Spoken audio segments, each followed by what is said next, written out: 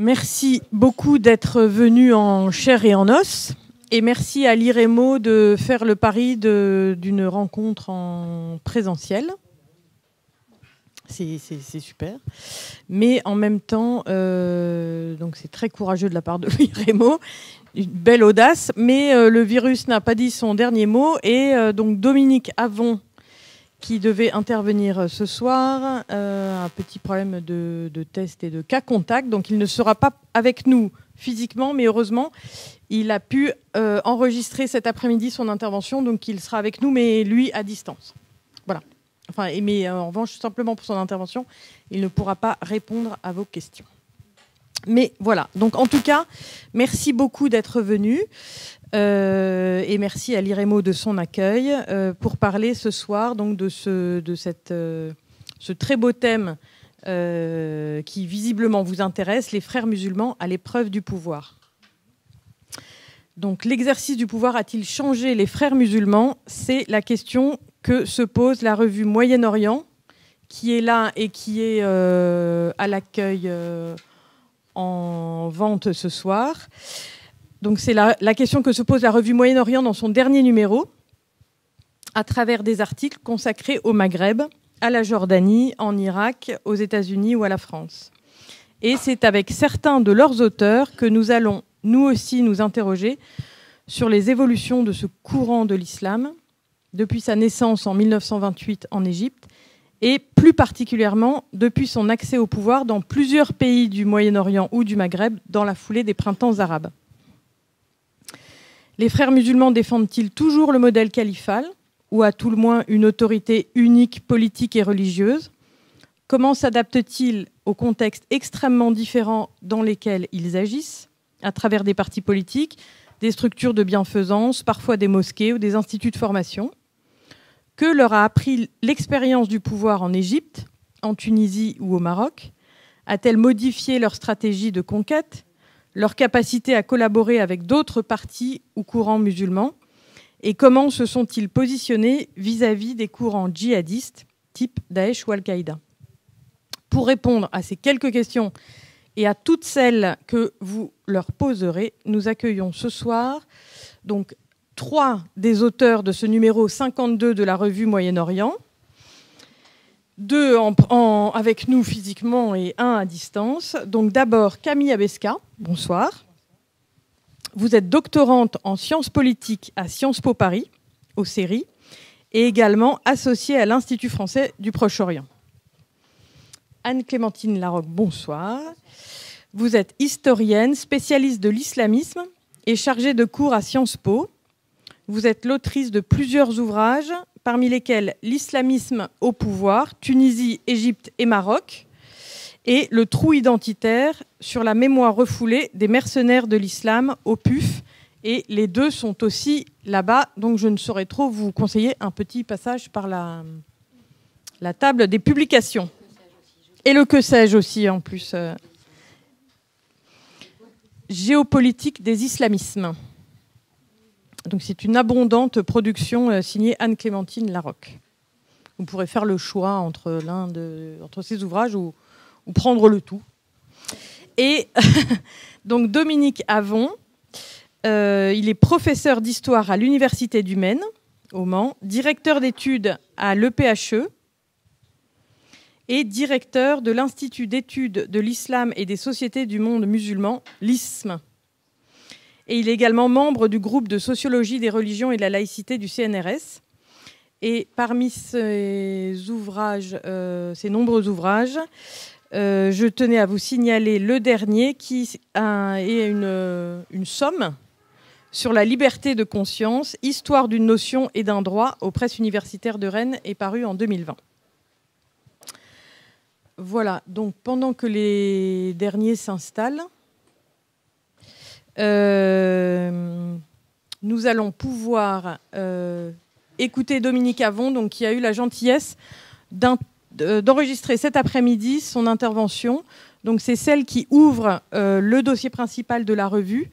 Et il va nous faire une espèce de cadrage, de retour en arrière historique et géographique sur l'histoire des frères musulmans. en Égypte et au-delà. Bonsoir à toutes et à tous. Je suis confus de ne pouvoir être physiquement présent parmi vous, mais les conditions sanitaires l'imposent puisque je suis cas contact. Et je suis négatif mais cas contact et donc je viens juste d'apprendre que j'aurais pu finalement venir. Ce n'était pas possible auparavant et je vous prie de m'excuser, notamment auprès de mes collègues qui interviennent ce soir. J'aurai des échos, je n'en doute pas et je ne doute pas non plus que vous passerez une soirée passionnante. Alors, on m'a demandé de faire une présentation un petit peu générale de l'histoire des frères musulmans, de leur fondation jusqu'à nos jours, et mes collègues aborderont des cas plus précis, plus ponctuels, sur lesquels ils ont travaillé avec beaucoup d'attention et d'érudition. Donc, le premier élément que je voudrais porter à votre connaissance ou rappeler pour beaucoup d'entre vous qui le savent déjà, c'est que les frères musulmans naissent dans un contexte particulier qui a deux éléments principaux. Un, c'est la crise des démocraties libérales parlementaires, crise qui est liée au facteur de la Première Guerre mondiale, où une forme d'optimisme et de confiance dans les capacités de l'être humain à construire un monde meilleur a été battue en brèche avec des millions de morts. Et le deuxième élément lié à cette remise en question, c'est la critique de plus en plus forte du colonialisme et de la politique impériale qui avait été justifiée tout au long du XIXe siècle et encore au début du XXe siècle. Durant l'entre-deux-guerres, c'est une remise en question qui est assez forte et de plus en plus forte d'ailleurs.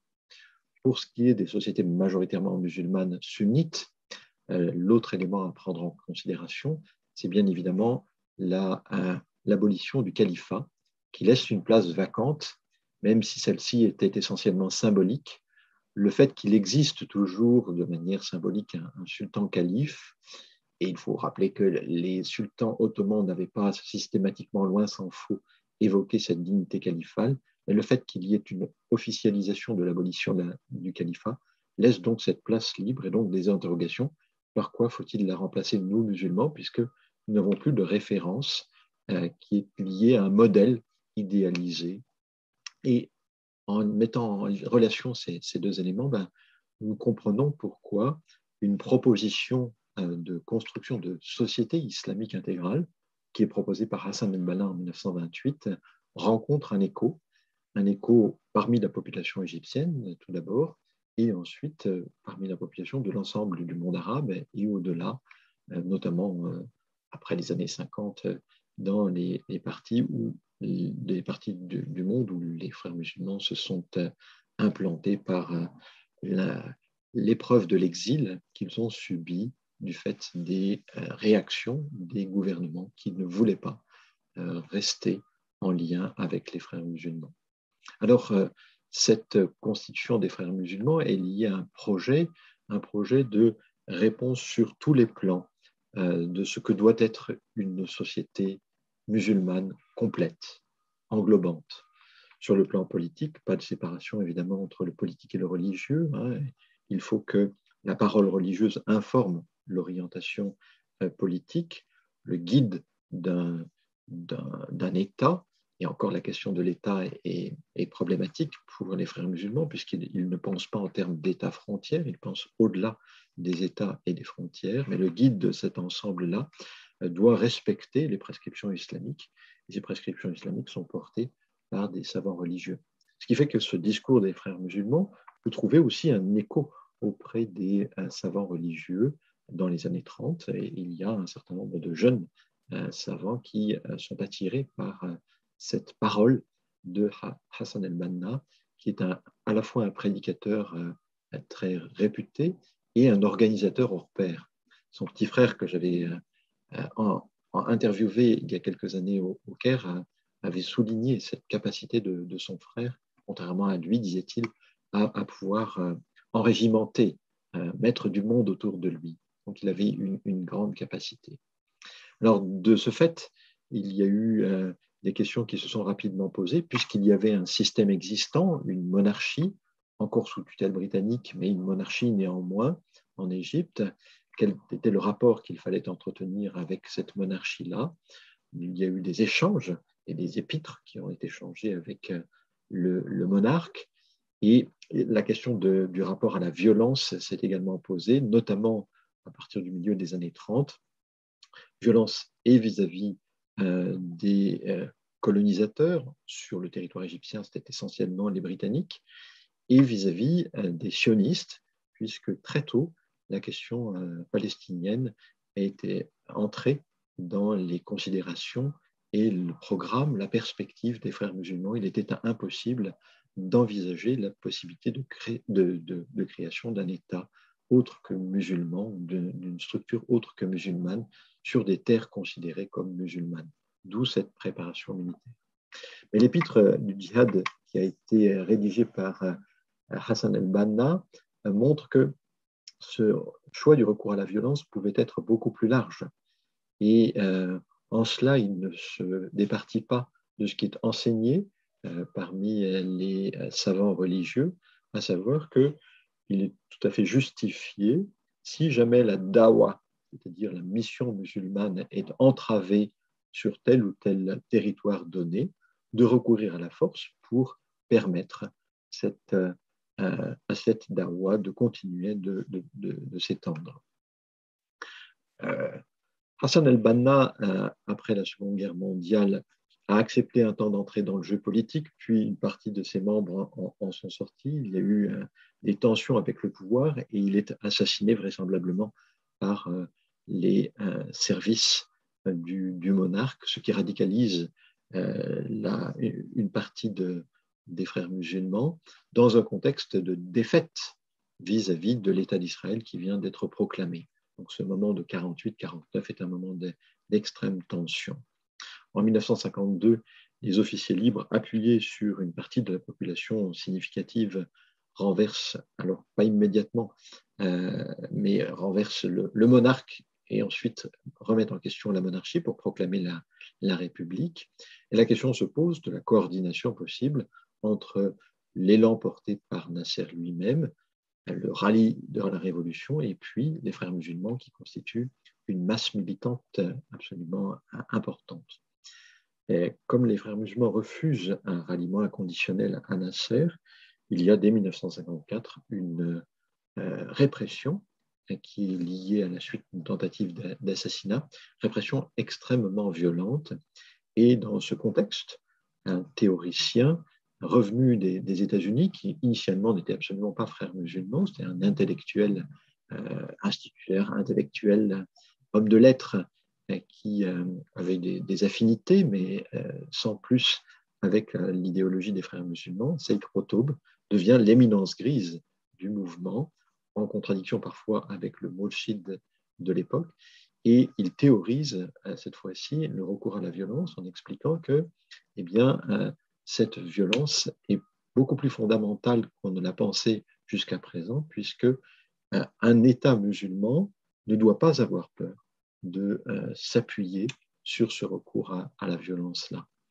Et il va théoriser ceci dans différents écrits, et son aura grandit du fait de la persécution qu'il subit lui-même, puisqu'il est arrêté, emprisonné, relâché très épisodiquement, enfin très temporairement, à un moment sous la pression de gouvernements étrangers notamment, et il est ensuite réincarcéré et pendu à l'initiative de Nasser, à qui il fait beaucoup d'ombre. Alors on a donc cette problématique, c'est est-ce que avec le projet que nous avons d'État musulman englobant ou de structure musulmane englobante, j'ai toujours un peu de scrupule à utiliser le terme daoula État. Si on l'entend dans un sens large, on peut continuer à utiliser le terme daoula. Qu'est-ce que l'on fait pour s'en emparer d'une certaine manière et aller vers l'endroit où nous souhaitons conduire l'ensemble des musulmans et des minorités qui acceptent cette règle du jeu, ou est-ce que nous devons par la force y arriver? Ces deux tendances n'ont cessé d'exister au sein de ce mouvement qui est une confrérie, mais c'est beaucoup plus qu'une confrérie, hein. C'est un vrai mouvement avec des questions très concrètes qui se posent à différents moments de leur histoire. Est-ce que le chef de l'État en place est un chef de l'État véritablement musulman ou non? Et s'il n'est pas musulman, est-ce qu'il est possible de recourir à la force contre lui? Est-ce qu'il doit être considéré comme un renégat ou pas? S'il est considéré comme un renégat, est-ce qu'il est possible de le tuer, tout simplement? Est-ce qu'il faut contester un régime qui se réfère constitutionnellement à l'islam, ou est-ce qu'il faut aller plus loin? Est-ce qu'il est possible de commettre des attentats contre des civils que l'on a takfirisés préalablement ou pas? Toutes ces questions se sont posées. Alors, les guides suprêmes successifs ont été plutôt légalistes dans l'ensemble, hein, après le décès de Hassan el-Banna, et ont essayé de composer avec le pouvoir. Mais ils ont toujours eu une aile qui était une aile radicale, intransigeante et violente parfois.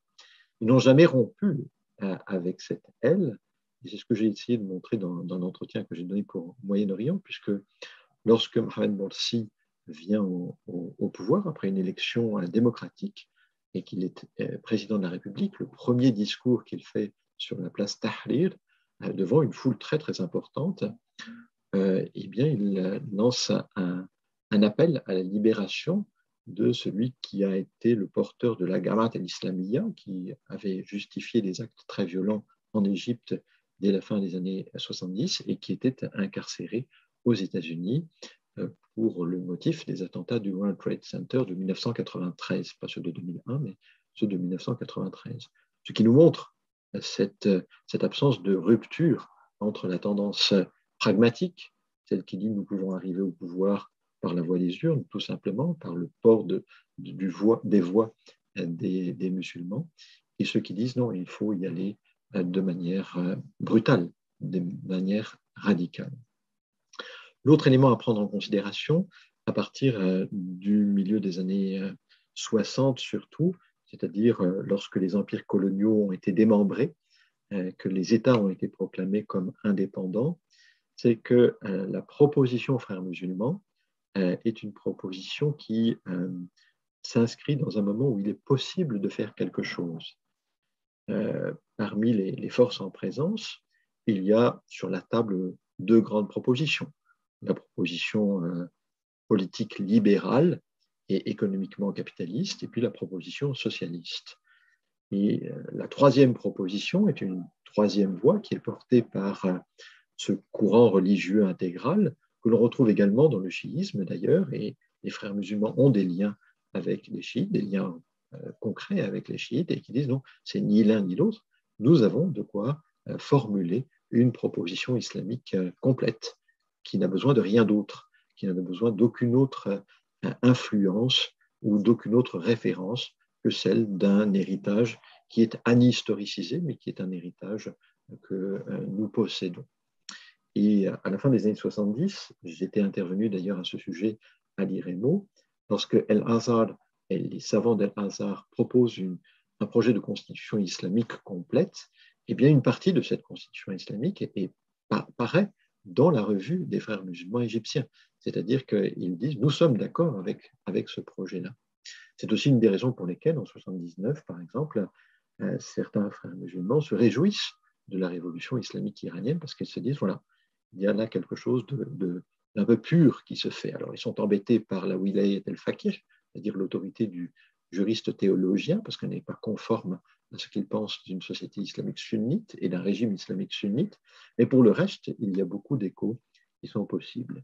Tout ceci s'inscrit dans un mouvement qui est celui de la sahwa, du réveil, et associé aux frères musulmans, une autre force, celle de l'État wahhabite, permet de donner de l'écho et une très large influence à cette pensée, à cette idéologie, à cette doctrine, bien au-delà des frontières du monde arabe, vers l'Europe notamment, avec de multiples publications, alors d'abord bien sûr en langue arabe, mais ensuite en langue anglaise et en langue française, et dans les années 80-90, par le biais d'organisations, de fédérations, en France, l'Union des organisations islamiques de France, en France d'abord, puis de France ensuite, ils ont changé d'appellation, puis aujourd'hui musulmans de France, eh bien, ce message a été porté. Si vous regardez le programme de formation de l'ex-UOIF au sein de l'IESH, l'Institut européen des sciences humaines, que vous regardez la liste des auteurs contemporains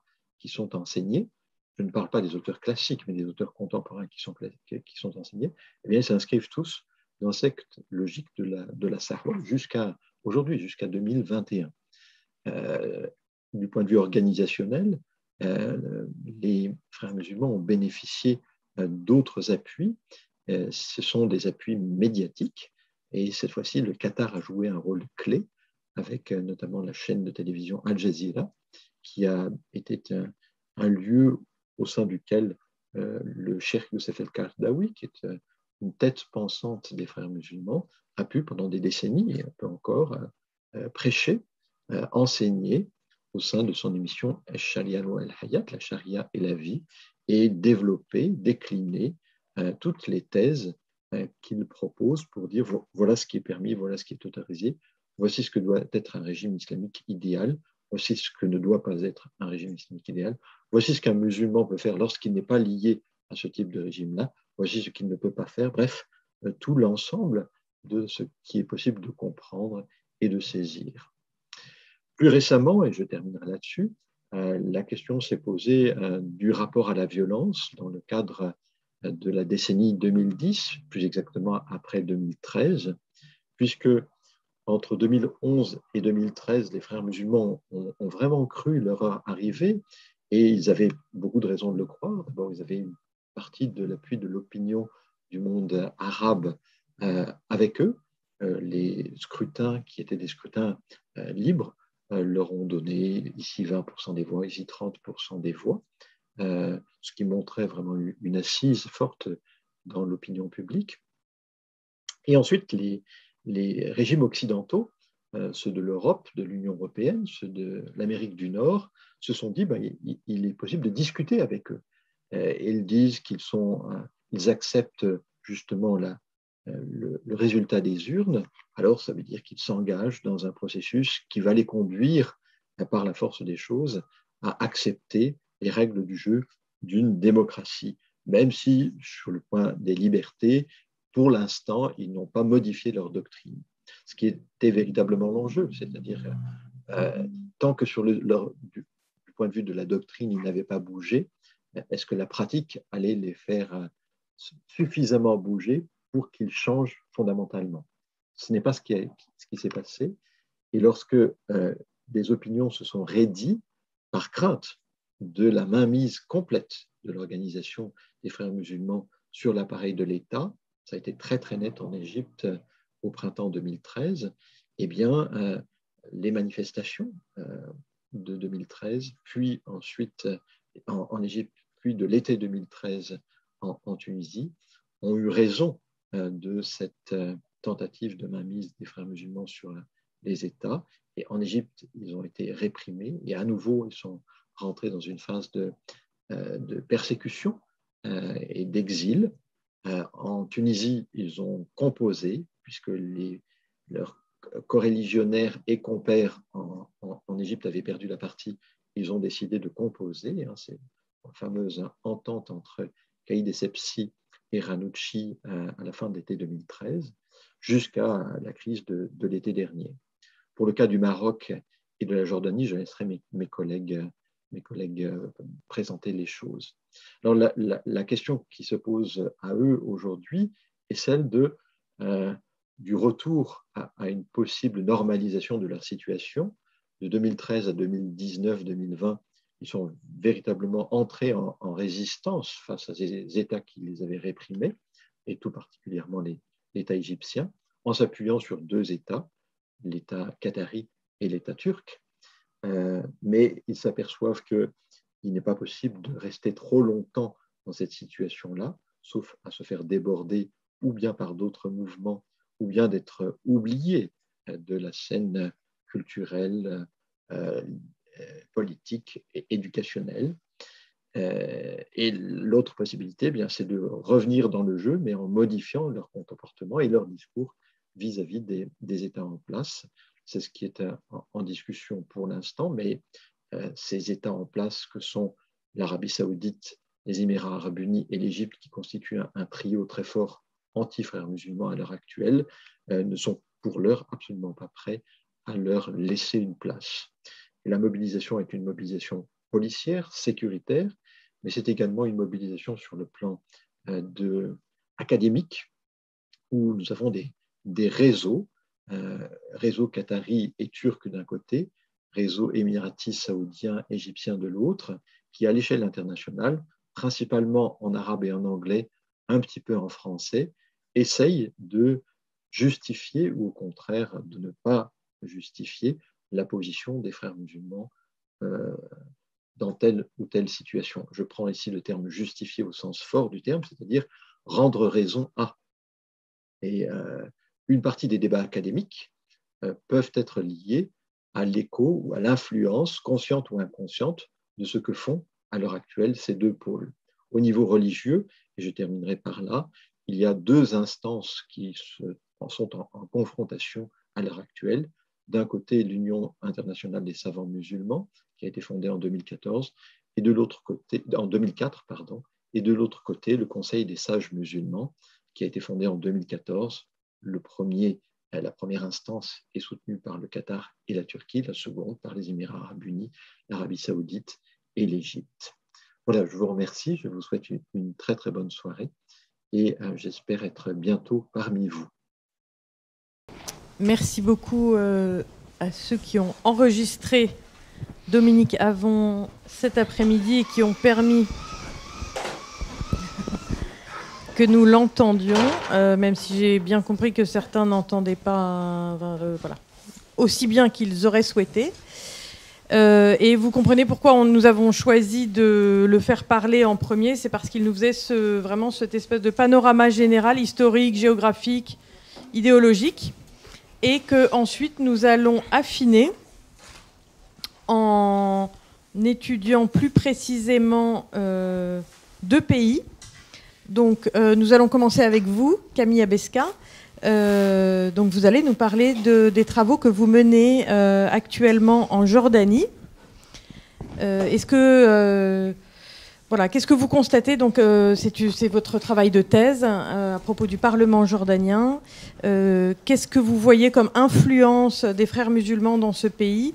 Comment est-ce que vous pouvez les situer dans le contexte politique jordanien?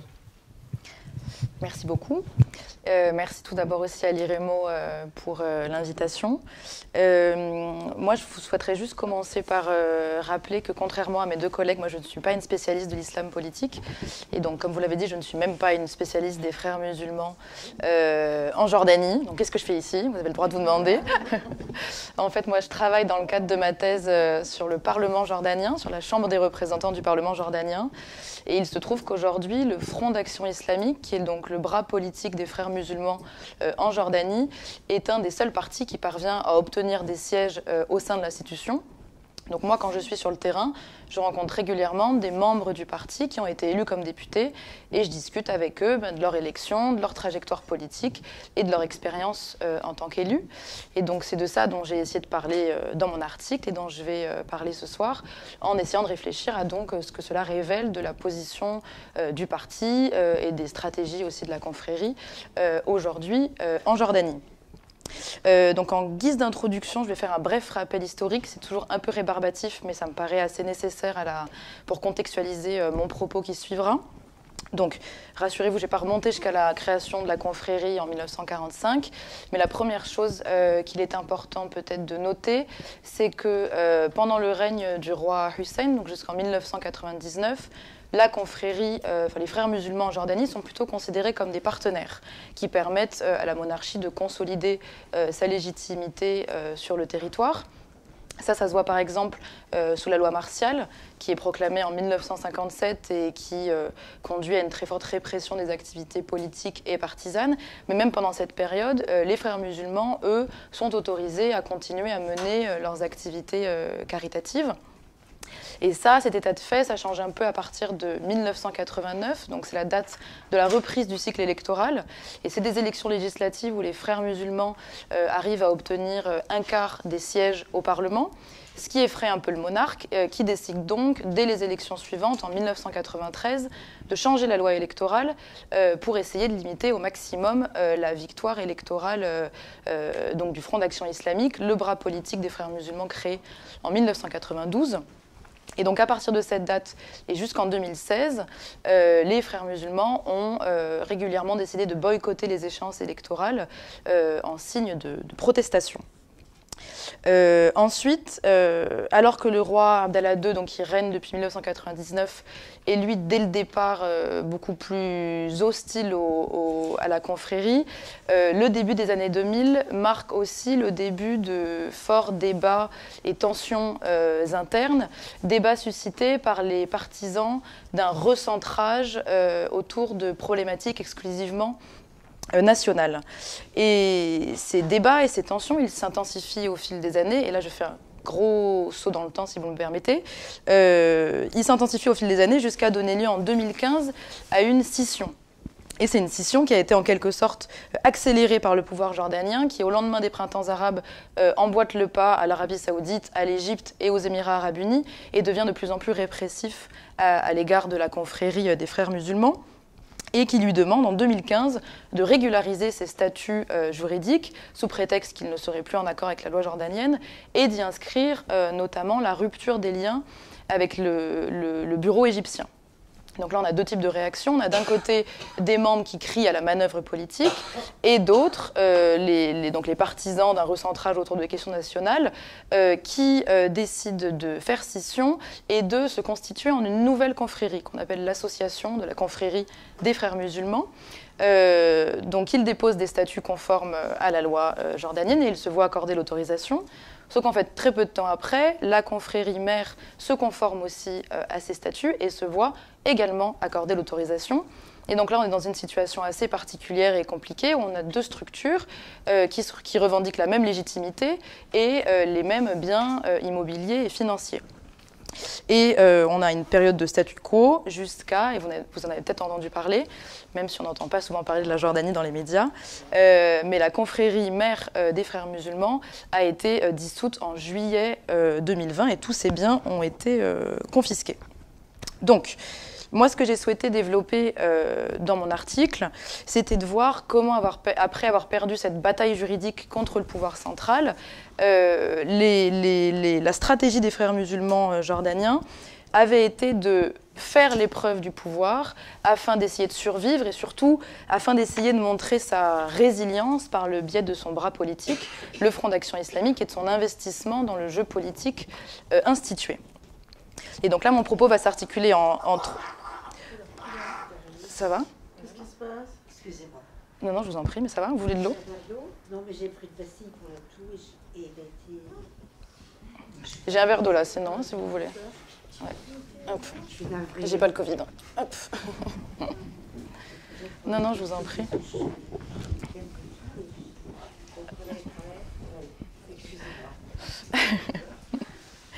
Et donc, mon propos va s'articuler en trois parties. D'abord, je vais un peu revenir sur le retour des frères musulmans dans la course électorale en 2016. Puis, je vais analyser le comportement des députés au sein du Parlement. On va voir comment ces députés essayent de se présenter comme des élus exemplaires. Et puis, je terminerai en montrant la difficulté de ces élus à, malgré tout, satisfaire leurs électeurs et leurs administrés. Donc, comme je l'ai dit en introduction, depuis 1993, les frères musulmans ont régulièrement boycotté les échéances électorales, donc en signe de protestation contre la loi électorale et également pour dénoncer les interventions régulières des services de renseignement dans les processus électoraux, comme ça a été fortement le cas en 2007 par exemple. Donc les frères musulmans ont entre autres boycotté les échéances, les scrutins de 2010 et 2013. Merci. Et puis ont finalement décidé de revenir dans la course électorale en 2016, pour les élections législatives de 2016. Et en fait, il faut savoir qu'une nouvelle loi électorale avait été adoptée quelques mois plus tôt. Et c'était une loi électorale qui a donc remplacé le scrutin uninominal majoritaire par un scrutin proportionnel de liste. Donc une loi électorale censée être plus favorable aux partis politiques. Bon, aujourd'hui, les membres du FAI, du Front d'action islamique, admettent que ce n'était pas du tout la loi électorale de leur rêve, mais à ce moment-là, ils ont tout de même décidé, ils ont tout de même souhaité que le parti participe aux élections. Mais ce qui est intéressant de regarder, c'est la façon dont le parti a décidé de participer à ces élections. En 2016, le parti forme en effet une coalition qui s'appelle la Coalition nationale pour la réforme.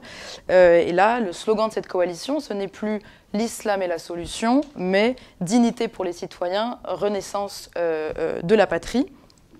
Et c'est une coalition électorale qui est définie par le parti sur son site internet comme une coalition nationale de référence islamique. Et c'est une coalition qui regroupe tant des candidats du parti que des candidats indépendants, des personnalités politiques locales ou nationales, y compris des candidats chrétiens. Et donc l'objectif ici, pour le parti, c'est vraiment de se présenter comme un interlocuteur jordanien, comme un mouvement inclusif centré sur les intérêts de l'ensemble des citoyens jordaniens.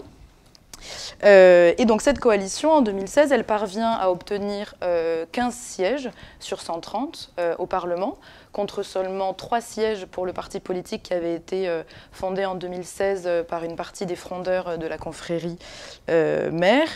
Et donc le parti politique, le FAI, via sa coalition, devient le seul parti capable de former un groupe parlementaire au sein du Parlement, tout simplement parce que les autres partis n'ont pas réussi à obtenir un nombre suffisant de sièges. Il faut 14 sièges pour former un groupe parlementaire. Mais là, c'est quand même aussi important de noter que les analyses des résultats des élections de 2016, elles révèlent aussi une certaine perte de popularité du parti auprès de l'électorat présent dans les camps de réfugiés palestiniens. Et ça a notamment été le cas dans un des plus grands camps du pays, qui se situe dans une région qui s'appelle Balqa, au nord-ouest de la capitale. En novembre 2020 ont lieu les dernières élections législatives. C'était même très exactement il y a un an, le 10 novembre 2020. Et donc j'étais sur le terrain pour ces dernières élections. Et là, à nouveau, les membres du parti se sont prononcés en majorité pour la participation aux élections. C'est une décision qui a eu lieu après de longs débats internes. Et c'est vraiment une décision qu'on a surpris plus d'un au regard du contexte politique général, parce que bon, de un, la confrérie venait quand même d'être dissoute. Et de deux, les derniers mois avaient été marqués par un haut niveau de répression politique et avaient notamment été marqués par la fermeture du syndicat des enseignants, qui est un des plus grands, enfin qui est même le plus grand syndicat professionnel du pays. Et donc, au vu de ce contexte politique, certains ont fait remarquer que la décision même de participer aux élections pouvait être interprétée comme un aveu de faiblesse de la part d'un parti qui ne pourrait plus se permettre le prix d'un boycott électoral. Et donc là, tout l'enjeu pour le FAI, c'était de démontrer le contraire et de convertir ces élections législatives en une opportunité pour prouver sa capacité de mobilisation et l'étendue de ses ressources militantes. Et donc le parti, toujours avec la Coalition nationale pour la réforme, ils sont parvenus à présenter 85 candidats répartis un peu dans tout le territoire. Donc c'est un peu moins qu'en 2016, mais c'est quand même bien plus que la plupart des autres partis politiques. Et puis en plus, alors que les candidats des autres partis sont généralement complètement éparpillés sur des listes électorales composées de candidats indépendants, eh bien, le Front d'Action islamique est, lui, apparu comme l'unique parti capable de respecter tout le discours qui est sous-tendu par la réforme électorale, puisque ces candidats se sont tous présentés au sein de listes constituées par le parti et organisées autour d'un programme unique, donc le programme de la Coalition nationale pour la réforme. Et pour dire un mot sur ce programme, donc c'était à la fois un programme centré sur des questions politiques, économiques, sociales, nationales, mais dès l'introduction du programme, on retrouvait la défense de la cause palestinienne. Donc pour ce qui est de la campagne électorale, une bonne partie de celle-ci a eu lieu de manière virtuelle, mais ça c'était pas exceptionnel, c'était le cas de tous les autres partis politiques qui devaient s'adapter au contexte épidémique. Mais le FAI s'est néanmoins assez distingué par la professionnalisation de cette campagne virtuelle et de toute cette campagne médiatique, notamment sur les réseaux sociaux. Et moi, ce qui m'a amusé, c'était de regarder le niveau de langage choisi pour les publications sur les réseaux sociaux, notamment sur Facebook, parce que c'était des publications qui étaient toujours agrémentées de smileys, d'emojis, et qui invitaient les internautes à partager un hashtag ou à laisser un commentaire. Et donc, à mes yeux, c'est des choses qui montrent que c'était des publications qui visaient à s'adresser à un public assez jeune. Et ce n'est pas tellement surprenant, ça a été la stratégie de beaucoup de candidats à ces élections, puisque aux dernières élections de 2020, l'électorat âgé de 17 à 30 ans a représenté quasiment 40% des votants. Et puis en plus, la performance du parti, du FAI auprès des jeunes, c'est un véritable enjeu pour les frères musulmans aujourd'hui en Jordanie. Je rappelle par exemple qu'en 2015, l'âge moyen des membres des frères musulmans, c'était 40 ans. Et puis, événement marquant, en 2018, pour la première fois depuis 25 ans, les frères musulmans ont perdu les élections syndicales du syndicat des ingénieurs, qui est aussi un des principaux syndicats jordaniens. Et c'était des élections syndicales qui avaient été marquées par l'entrée de beaucoup de premiers votants qui ont préféré donner leur voix à une coalition d'indépendants. Et puis pour parler enfin des résultats des élections de 2020, comme pour tous les partis politiques, c'est des résultats qui ont été extrêmement décevants. Déjà, il faut savoir que seulement 12 sièges sur 130 ont été remportés par des candidats affiliés à des organisations partisanes. Sur ces 12 sièges, il y en a quand même 10 qui ont été remportés par la coalition nationale pour la réforme. Mais la coalition a quand même perdu à peu près la moitié de ses voix par rapport aux voix qu'elle avait remporté en 2016. Et donc, c'est des résultats qui doivent être mis en perspective avec le très faible taux de participation, qui était inférieur à 30%, et qui est dû en partie au contexte sanitaire, et puis peut-être surtout à la lassitude des électeurs qui jugent la performance du Parlement très insatisfaisante. Et puis, c'est aussi important de dire que les candidats de la coalition ont aussi dû faire face, et j'en ai été témoin, à une très forte pression exercée par les services de renseignement, ce qui a conduit certains candidats à tout simplement renoncer à la course électorale. Ensuite, et là on en vient plus au cœur de mon travail de thèse, une fois arrivés au Parlement, les élus du parti et de la coalition tentent de se présenter vraiment comme l'exemple à suivre pour les autres députés. Donc en 2016, comme j'ai dit tout à l'heure, c'est les seuls à pouvoir constituer un groupe parlementaire partisan et idéologisé. Leur performance en 2020 ne leur permet pas de faire de même, parce qu'ils n'ont été que 10. Mais les élus affirment avoir trouvé une solution alternative. Ils ont constitué un groupe parlementaire, mais seulement à l'extérieur du Parlement. Et ils continuent de se réunir toutes les semaines pour discuter de l'actualité législative. Et donc l'enjeu ici pour le parti, c'est vraiment de montrer sa capacité à respecter une discipline de vote et à travailler ensemble de manière coordonnée. Et puis de manière générale, les élus veulent vraiment se distinguer du reste des députés. Eux seraient des députés avec des idées politiques, tandis que le reste des députés seraient des députés incompétents, apolitiques, simplement élus pour représenter leur ville ou leur famille au sein du Parlement. Et donc, tandis que cette seconde catégorie d'élus passerait leur temps à courir à droite à gauche pour essayer de satisfaire les demandes clientélistes de leurs électeurs, eux, les élus de la coalition, mettent en avant leur assiduité aux sessions parlementaires et puis également la fréquence et la qualité de leurs interventions et de leurs questions au gouvernement. Et puis aussi, c'est des élus qui essaient de se démarquer par leur activisme politique. Donc, premièrement, le parti se pose, et les élus du parti se posent vraiment comme les défenseurs d'un État démocratique qui serait mis en danger par l'intensification de la répression politique. Deuxièmement, les élus au Parlement se mobilisent tout particulièrement sur la question palestinienne. Ça a notamment été le cas, ils se sont vigoureusement opposés à la signature de l'accord gazier signé entre la Jordanie et Israël. Et puis, un peu moins, mais ces représentants se mobilisent aussi sur des questions économiques. Et là, l'enjeu pour le parti, c'est de montrer sa solidarité avec les classes populaires et les classes moyennes inférieures. Et ils se sont notamment illustrés dans leur résistance à une nouvelle loi fiscale en 2018, qui était particulièrement décriée, qui faisait l'objet d'un très fort discrédit auprès de la population.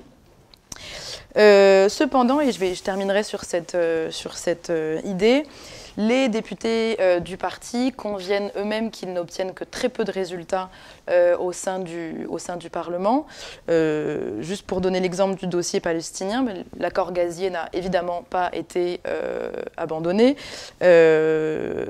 entre autres parce que la Cour constitutionnelle a décidé que le Parlement n'avait tout simplement pas son mot à dire. Et donc même s'il y a des élus qui essaient d'insister sur les quelques amendements qu'ils arrivent à obtenir sur certaines lois, tous reconnaissent que leur nombre trop limité les empêche d'exercer une réelle pression sur l'autorité exécutive. Et en plus, ils siègent dans une institution qui est déjà dotée de peu de pouvoir et qui peut être aisément contournée. Et enfin, et je terminerai vraiment là-dessus, beaucoup d'élus témoignent aussi de la forte insatisfaction des électeurs due au peu de ressources aujourd'hui à la disposition des élus qui peuvent être redistribuées dans les circonscriptions.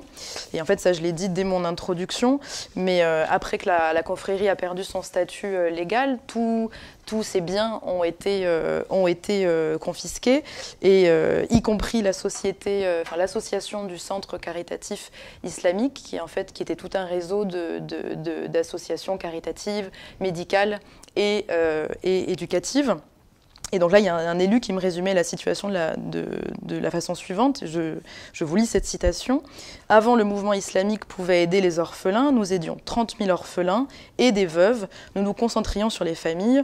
Mais aujourd'hui, on nous a tout confisqué. » Et donc, les élus sont aujourd'hui dans une position assez difficile vis-à-vis de leur entourage et de leurs électeurs, parce que ce sont des électeurs qui attendent aussi, et même peut-être surtout, eh bien, que les élus du parti soient capables d'améliorer leurs conditions matérielles d'existence.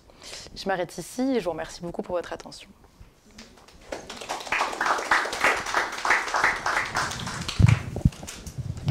Merci infiniment de nous présenter des travaux tout frais.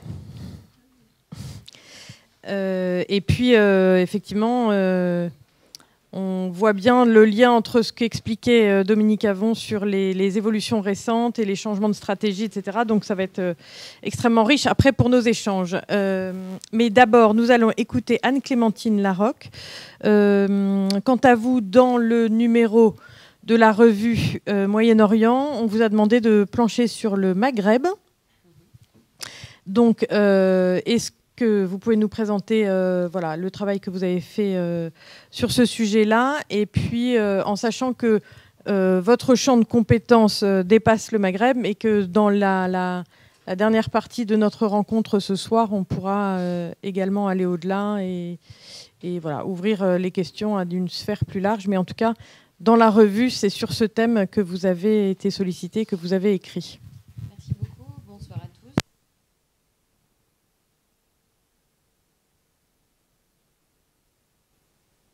Je crois que c'est bon là. Je vous remercie beaucoup de m'avoir invité. J'ai suivi et écouté avec attention l'intervention de Dominique et de Camille. Merci Camille.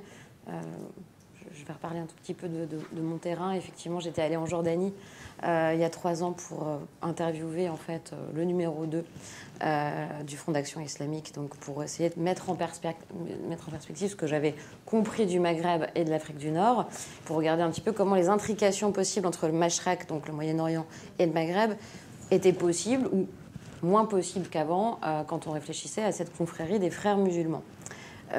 Simplement pour vous dire aussi pourquoi est-ce que j'ai écrit l'islamisme au pouvoir. Donc en 2018, j'ai fait un terrain pendant mes vacances. J'allais en Égypte, en Tunisie et au Maroc pour essayer de comprendre, en discutant avec les élus, mais aussi avec la société civile, les associations, différents acteurs, en tout cas de ces 3 pays qui vivaient des choses communes et en même temps qui ont des histoires totalement différentes du point de vue des structures de la nation en tant que telle, hein, et des structures politiques qui pourraient se rapprocher, mais on a quand même des différences très fortes.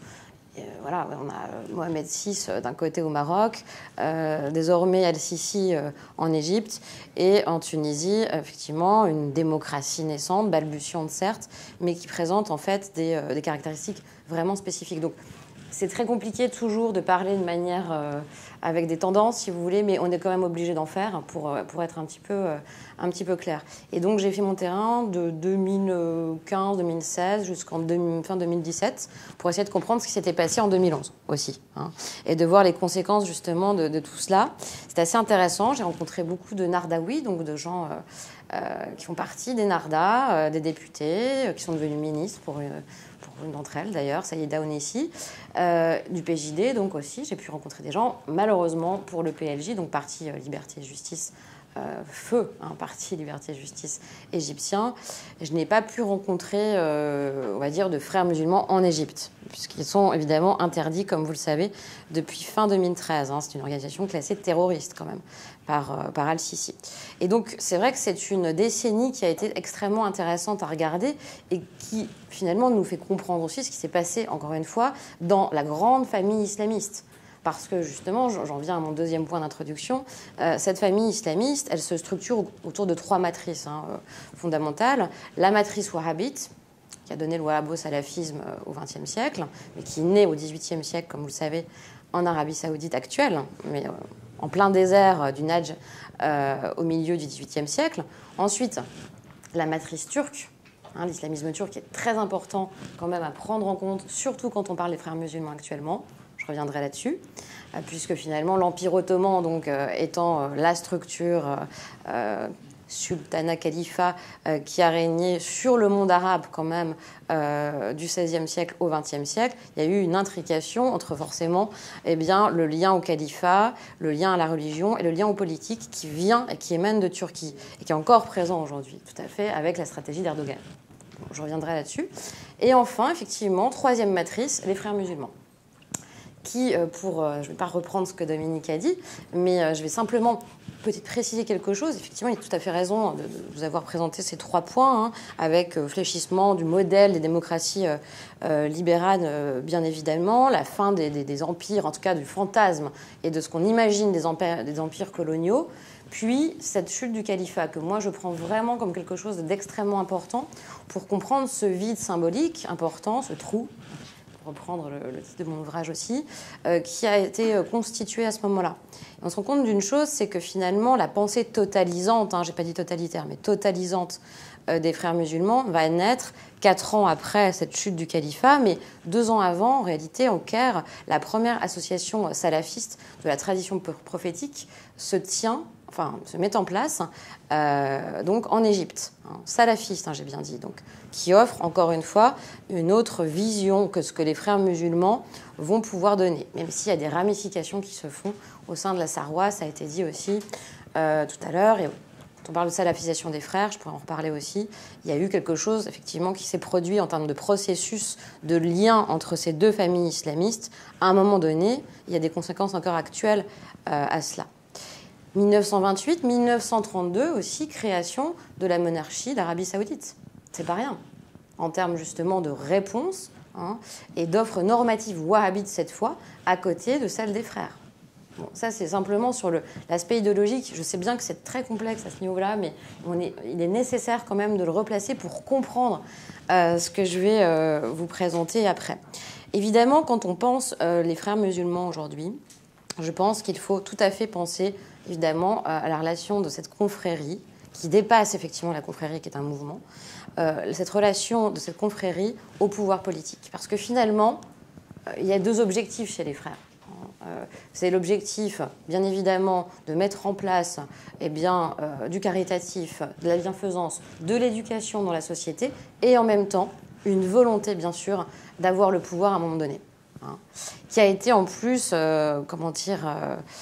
encore un peu plus réveillé en 79 quand les chiites y arrivent. Ça, vous savez que les frères musulmans conçoivent le chiisme comme une appendice de l'islam qui existe à proprement parler au départ. Il n'y a pas d'antichisme. Chez les salafistes, évidemment, mais chez les frères, pas du tout. Ça fait une grosse différence déjà au départ. Et en 79, quand l'ayatollah Khomeini arrive au pouvoir, il y a des ambassades qui partent du Caire, qui partent d'Afrique du Nord d'ailleurs, pour aller voir justement comment est-ce qu'ils ont fait.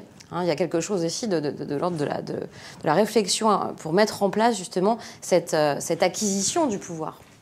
Et donc, ce qui est intéressant aussi depuis 2011, c'est de voir que finalement, ça y est, il y a eu une reconnaissance aussi de la confrérie, puisque certains partis éponymes fréristes, qui ne se disent plus fréristes actuellement, je pense que c'est important de le dire, ne se qualifient pas de frères musulmans, les Nardaouis actuels en tout cas, ceux que j'ai rencontrés. Il ne faut pas dire frères musulmans, ils disent voilà, on a une origine, certes, mais nous sommes des islamo-conservateurs actuellement, démocrates. Et c'est ça le sujet aussi, c'est qu'il y a une manière de se montrer, une manière de se représenter qui a complètement été transformée depuis 2011. Et dans ce cadre-là, on a donc une double transformation. Une transformation de la confrérie, qui s'est complètement vue de manière différente, parce qu'il y a eu une mue interne, que moi j'ai étudiée dans cet ouvrage, où effectivement l'exercice du pouvoir, pour reprendre le thème, va avoir des conséquences nécessairement sur l'idéologie frériste, à l'intérieur même de ces pays dont je vous parle.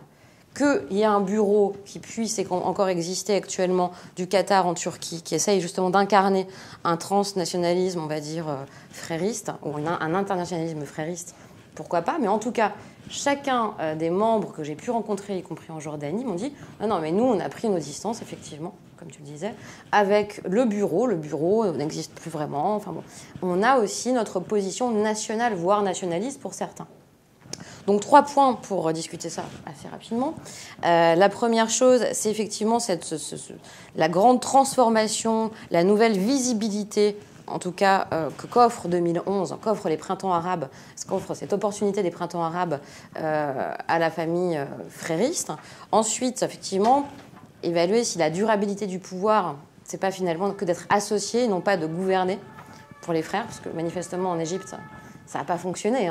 C'est le seul pays où il y a eu un président élu, frère musulman. Les autres ont été associés au pouvoir, je reviendrai là-dessus. Donc c'est une proposition de réflexion. Et enfin, puisque justement dans mon article, l'idée c'était de comprendre s'il y avait une approche régionale frériste en Afrique du Nord, alors pas qu'au Maghreb pour le coup, parce que j'ai mis l'Égypte. L'Égypte, vous savez, fait partie du Mashrek. Donc c'était l'Afrique du Nord. Est-ce qu'on peut le concevoir déjà, on peut discuter de ça, mais comme région où les frères peuvent avoir finalement une influence? Est-ce qu'il y a une volonté politique? Est-ce qu'il y a une organisation? Et finalement, je parlerai plutôt en fait, de la stratégie d'Erdogan pour pouvoir justement asseoir une forme d'influence, c'est ce qu'il fait, un soft power turc et islamiste, en réactivant aussi son soutien au parti frériste. Je pense que c'est plutôt comme ça qu'il faut voir finalement cette approche régionale, parce que chaque parti aujourd'hui, que ce soit le PJD, qui a perdu les élections de manière, ce qu'on appelle la baffe électorale du PJD, donc en septembre dernier, ou Enarda, ou en Libye justement, ce parti de la justice et de la construction qui est toujours resté très proche de Tripoli, ils ne se disent pas justement véritablement enclins à représenter les frères musulmans dans leur pays. Vous voyez, c'est pas ça l'idée aujourd'hui. C'est justement une volonté de s'autonomiser par rapport à la confrérie. Même Ranouchi, donc Rachid Ranouchi, maintient une distance aujourd'hui avec le bureau, avec le Qatar, avec la Turquie aussi. Il y a une volonté d'indépendance quand même. C'est ça qui est très intéressant dans cette mue qu'a provoqué effectivement les printemps arabes. Alors, cette mue, justement, parlons-en. Finalement, on se souvient tous de l'image de Rachid Ranouchi qui arrive, vous savez, à l'aéroport de Tunis-Carthage en janvier 2011, comme finalement l'homme providentiel. Ceux qui ont été exilés hier, les clandestins d'hier, peuvent enfin être visibles. Et cette visibilité, forcément, va avoir un effet sur la population qui va se dire on se libère nous-mêmes, donc on va aussi libérer ceux qui étaient clandestins. Il y a quelque chose qui se répond, en tout cas. Parce que finalement, les printemps arabes n'ont rien d'islamiste au départ, comme vous le savez. Il s'agit de causes économiques, sociales, d'une génération qui veut émerger par rapport à la génération d'avant. Donc il y a quelque chose qui pousse. Et effectivement, les islamistes vont saisir cette opportunité, je vais très vite, pour pouvoir effectivement émerger. Et donc là, la famille islamiste, dont je vous ai parlé tout à l'heure avec les 3 matrices, va tout de suite finalement se reconfigurer. C'est-à-dire qu'il va y avoir une transformation aussi du discours, du positionnement, une recherche. En Tunisie, on voit bien la recherche. Vous avez des débats quand même au Parlement, très importants à mon avis, qui ont lieu. Certains défendent la charia, disent, voilà, mais pourquoi pas remettre la charia en place? Et d'autres disent, ça va pas du tout. Et vous avez toute cette base nardaoui qui va aussi finalement remettre en question le modèle des Nardas de Rachid Ranouchi, qui était au départ le mouvement de la tendance islamique de 1981. Vous voyez, on a quand même 30 ans plus tard une nouvelle base, avec des bases qui peuvent être salafistes parfois aussi, qui ne vont pas durer d'ailleurs, puisqu'en 2013, Ennahdha va se repositionner consécutivement, souvenez-vous, aux attentats, notamment l'attentat de l'ambassade américaine par Ansar al-Sharia, dont certains ressortissants, au sein de laquelle certains ressortissants français vont faire partie, comme Tyler Villus, qui a été jugé dernièrement d'ailleurs, en France, et les 2 attentats contre les députés de gauche, dont Brahmi. Et ça, c'est quelque chose qui va être un moment de rupture. 2013, moment de rupture, premier moment de rupture, au sein même donc d'Ennahdha, avec une sociologie qui va devoir en fait se positionner davantage. C'est-à-dire, tous ceux qui sont quand même proches salafistes, c'est plus possible. Soit Ranucci acceptait ce qui s'est passé et finalement acceptait l'idée même de la légitimité d'Ansar al-Sharia, et donc du terrorisme islamiste, quand même, soit il se positionnait vers la démocratie. Et c'est ce qui a été quand même choisi, acceptant, ratifiant la Constitution de 2014, au sein de laquelle, je vous le rappelle, le principe de laïcité, finalement, figure. Alors, avec une nuance à faire, évidemment, entre l'égalité homme-femme, puisqu'aujourd'hui, c'est toujours pas acquis concrètement, mais on a quand même une évolution. Il se passe quelque chose du point de vue du débat. 2013 aussi, et ça va être extrêmement marquant, si vous voulez, dans la mue. Comme vous l'a dit Dominique tout à l'heure, effectivement, les frères musulmans au départ, c'est nous sommes le modèle salafiste, une idée soufie, un club sportif, un groupe de scouts, on est tout en fait. On veut être tout et partout.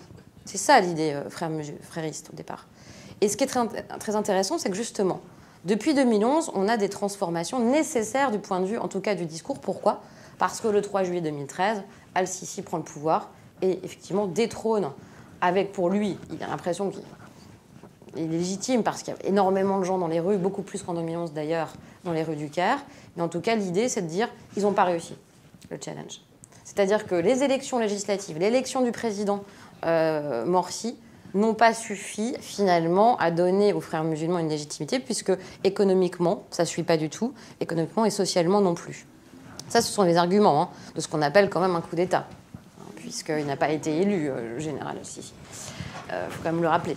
Donc, il s'est fait en tout cas le justicier de quelque chose qu'il pensait justement injuste. Bon, en tout cas, ce qu'il faut comprendre, c'est que là, c'est quelque chose de très important pour comprendre ce qui se passe actuellement. C'est que c'est la fin de ce modèle, en tout cas visible, totalisant, possible, avec les élections démocratiques. Et les autres partis vont en tirer aussi des usages et des expériences et des conclusions. C'est-à-dire que moi, je me souviens quand j'avais interviewé le ministre de l'enseignement supérieur, Larsen Daoudi, c'est dans mon livre ça, où je lui dis finalement l'Égypte n'est plus un modèle pour vous. Il me dit non mais le modèle c'est les Turcs, c'est la Turquie. Parce que la Turquie, Recep Tayyip Erdogan, l'AKP, il ne dit pas Recep Tayyip Erdogan, l'AKP est au pouvoir depuis 2002, quelque part. Donc il y a une durabilité. Il y a l'idée d'une durabilité tout de même. Ensuite, deuxième date importante aussi, je le pense, entre 2013, après 2013, vous savez aussi que la vague, bien sûr, terroriste qui arrive à partir de 2015 va aussi encore plus positionner finalement l'islamisme politique, ce qu'on appelle l'islamisme politique, par rapport à l'islamisme radical. C'est-à-dire que finalement, il y a une vraie différence à faire entre les deux à ce moment-là, dans le sens où les représentants nardaouis, je parle de la Tunisie, mais c'est pareil pour le PJD au Maroc, vont être menacés par les structures djihadistes eux-mêmes. Donc, si vous voulez, il y a quelque chose à regarder de ce point de vue-là dans la famille islamiste. Et 2016, c'est le moment où, justement, il y a une forme d'acceptation, de lâcher, pour les nardaouis ou pour les PJDistes du Maroc, la matrice idéologique religieuse. Ils disent, voilà, nous ne sommes plus, justement, des partis avec une volonté d'incarner l'islam à tout niveau, mais nous sommes des partis islamo-conservateurs, mais qui ont une ambition, c'est de servir la démocratie et donc le Parlement et le gouvernement. Il y a voilà, en tout cas, il y a une représentation de cela qui est importante à dire dans ces deux pays. Ce qui est intéressant aussi, pourquoi je n'ai pas traité, j'anticipe un peu les questions, mais, de l'Algérie dans mon livre. Et pourtant, j'en parle dans mon article de l'Algérie, parce que précisément, l'Algérie a eu son histoire, finalement, avec l'islamisme, mais 20 ans avant, avec la décennie sanglante, avec l'arrivée du fils, Hein. Ils ont, quelque part, justement, les Algériens ont vécu ce moment où il y a eu cette percée, je dirais, islamiste, avec évidemment le contexte d'Afghanistan qui jouait, mais parce qu'il y avait un vrai islamisme aussi qui était en train de se mettre en place. Le MSP, hein, qui est le mouvement de la Société pour la paix, est créé au début des années 90. Les frères musulmans sont en Algérie à ce moment-là, mais les frères musulmans ne sont pas le FIS, le Front islamique du salut. C'est pas la même matrice. Hein. Madani, c'est pas la même matrice dans le sens où vous avez un versant plus salafiste. Alors, on va pas discuter exactement ce soir de toutes les différences, mais en tout cas, il y a quelque chose à regarder. Effectivement, cette décennie sanglante, elle va tuer, si je puis dire, l'élan islamiste en Algérie. Même si on le voit depuis le Hirak de 2019, on a aujourd'hui des groupes politiques fréristes ou d'obédience frériste de loin qui émergent et qui existent. Le MSP, aux dernières élections législatives, donc en 2021, a obtenu 65 sièges sur 407, quand même. C'est pas rien, en Algérie. D'accord ? Donc on a une histoire, effectivement, qui s'est interrompue pour l'Algérie, nécessairement, brutalement, et je dirais drastiquement, du fait du régime qui a été justement mis en place. Mais là, avec justement ce ressoulèvement, qui provient aussi, je pense, de l'influence des printemps arabes en Algérie et au Soudan, d'ailleurs, en 2019, on a justement une repoussée. Hein. Même si, encore une fois, le contexte est encore différent entre l'Égypte. On a tendance à dire l'Égypte, c'est finalement l'Algérie. L'Égypte de Sisi, c'est l'Algérie d'avant, enfin de la décennie précédente. Il faut quand même mettre, encore une fois, des limites à cela, dans le sens où on a des histoires et des corps différents dans les deux pays, hein, avec des influences différentes tout de même. Voilà, donc on a en tout cas cette idée que, eh bien, il y a véritablement une transformation. Je ne rentrerai pas dans les détails, mais dans mon livre, j'en parle aussi, un changement de discours de la part des frères musulmans, qui ne sont plus des frères, selon eux. Changement de discours, on m'a envoyé des femmes de mon âge, parfaitement francophones, voilées certes, mais qui justement me montraient à quel point l'adaptation était faite et qu'il y avait une pensée de l'adaptation au langage. Moi, je trouve, en tout cas, c'est ce que j'ai remarqué, au langage aussi des Occidentaux, quelque part. Tout en disant aussi, voilà, nous, on ne vit pas la même transformation que ce que vous avez vécu. Vous savez, le terme de printemps arabe, printemps des peuples, 1848, on veut toujours plaquer un peu ce que l'histoire a laissé aussi dans notre histoire aux autres. Et là, l'idée, c'était, de leur part, en tout cas, de dire, on a compris qu'il va falloir quand même montrer patte blanche, et de toute façon, on a une transformation de notre mouvement en son sein. Encore une fois, sur la Tunisie, ils ont quand même mis en place un modèle type, un lieu où c'est une sorte d'académie des frères musulmans qui existe en Tunisie, pour former tous ceux qui se réclament des Nardas actuellement, hein, avec donc des jeunes diplômés, avec un discours extrêmement international, qui a vraiment une volonté, en tout cas, de montrer que le dynamisme, le management fait partie de leur langage. On n'est plus du tout dans les mêmes ressorts que 20 ans auparavant, s'agissant de la confrérie. Et je pense que l'arrivée au pouvoir, le fait d'être reconnu en tant qu'élu et d'être reconnu en tant que première force politique du pays, comme en Tunisie, ça a forcément un impact sur votre radicalité aussi, dans le discours et dans votre idéologie. C'est ce qu'on appelle la thermidorisation. C'est quelque chose qui a déjà été vu dans d'autres mouvances politiques, type le SPD en Allemagne, par exemple, hein, qui a vu toute une branche radicale se distinguer et se diviser à partir du moment où ils ont été au pouvoir, élus, justement. Parce que vous êtes vus, vous êtes reconnus. Et dans ces histoires d'islamisme, de djihadisme, etc., il y a quand même cette idée de non-reconnaissance, d'humiliation, de choses qui a été vécues et mal vécues. Hein. Donc quand vous y arrivez, quelque part, il y a quelque chose qui se résorbe. En tout cas, pour ceux dont je parle.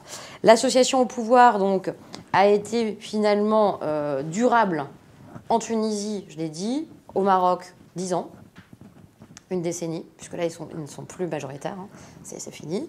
Et en Libye, c'est encore une autre manière, justement, de s'associer au pouvoir. Ils ont permis aussi, les frères musulmans, à la Libye, je dirais, tripolitaine, de pouvoir aussi,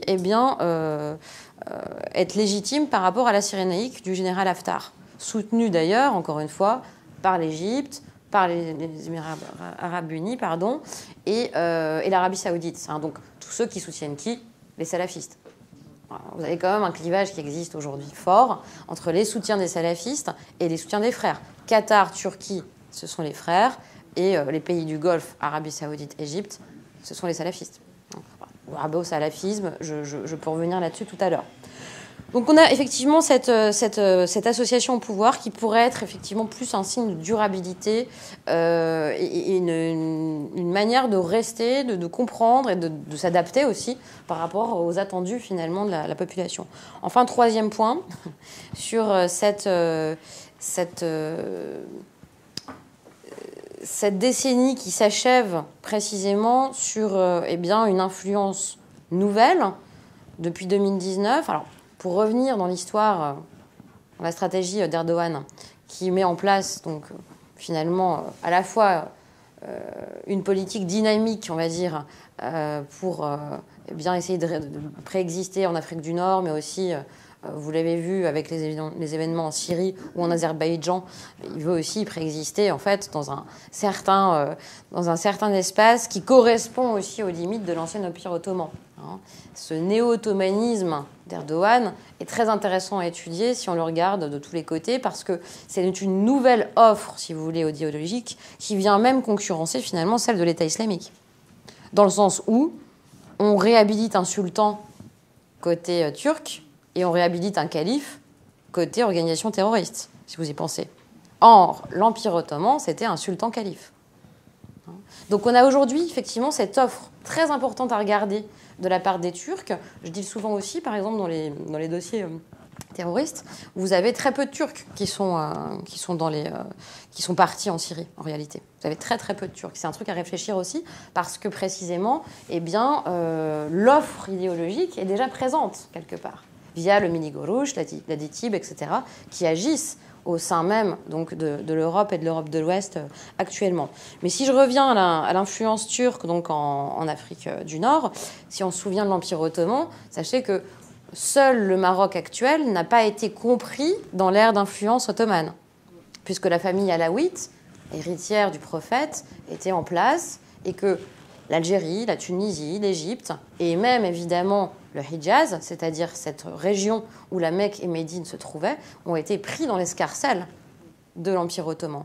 Et c'est quelque chose d'important à penser, alors même que la péninsule arabique, le Nadj, le désert, qui se trouvait donc au niveau de l'Arabie saoudite actuelle, n'ont pas été sous influence ottomane. Donc ça a créé déjà, si vous voulez, des siècles auparavant, un clivage aussi entre les Ottomans, bien sûr, qui représentent l'islam, et les Arabes qui représenteraient l'islam du côté wahhabite. Vous voyez, l'Empire ottoman a quand même, on va dire, nui à l'arabité à un moment donné aussi.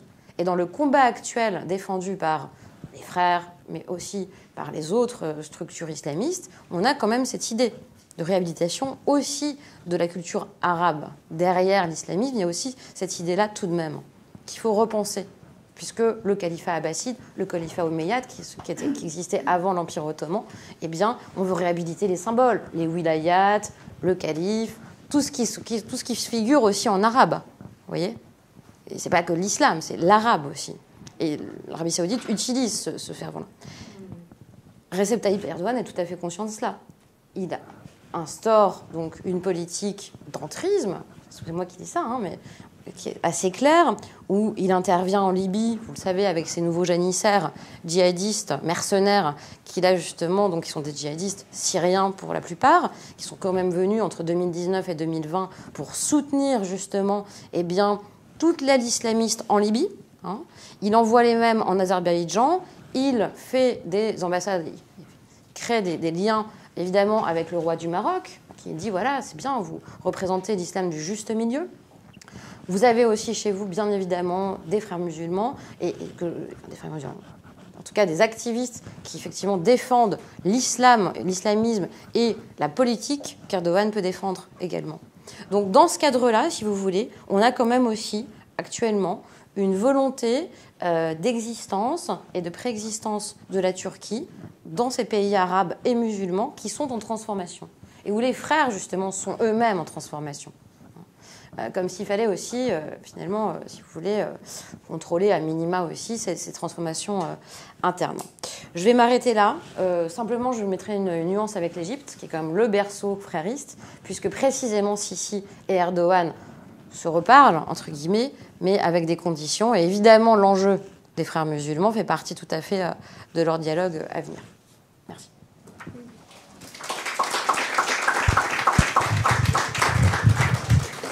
Merci beaucoup, Anne-Clémentine Larocque. Donc, toutes ces présentations, je trouve, nous montrent l'ampleur des transformations en cours et l'existence de dynamiques à la fois internes, c'est-à-dire vraiment comment les frères musulmans sont poussés à se transformer en fonction de leur exercice du pouvoir ou de leur perte du pouvoir. Enfin voilà, il y a vraiment des dynamiques internes très fortes qui les amènent à bouger idéologiquement, pratiquement, etc. Et puis, il y a aussi des dynamiques externes. Et là, vous avez très bien montré, et les autres intervenants en avaient parlé aussi, que ce soit la fracture qui existe au sein du Golfe, entre Arabie Saoudite et Émirats Arabes Unis d'un côté, Qatar de l'autre, les ambitions d'Erdogan dans la région. Enfin bref, il y a énormément de choses ou de mouvements qui contribuent à ces évolutions et qui poussent les frères musulmans à se repositionner. Et le fait qu'ils ne se disent plus frères musulmans est quand même un des nombreux signes de ces évolutions en cours.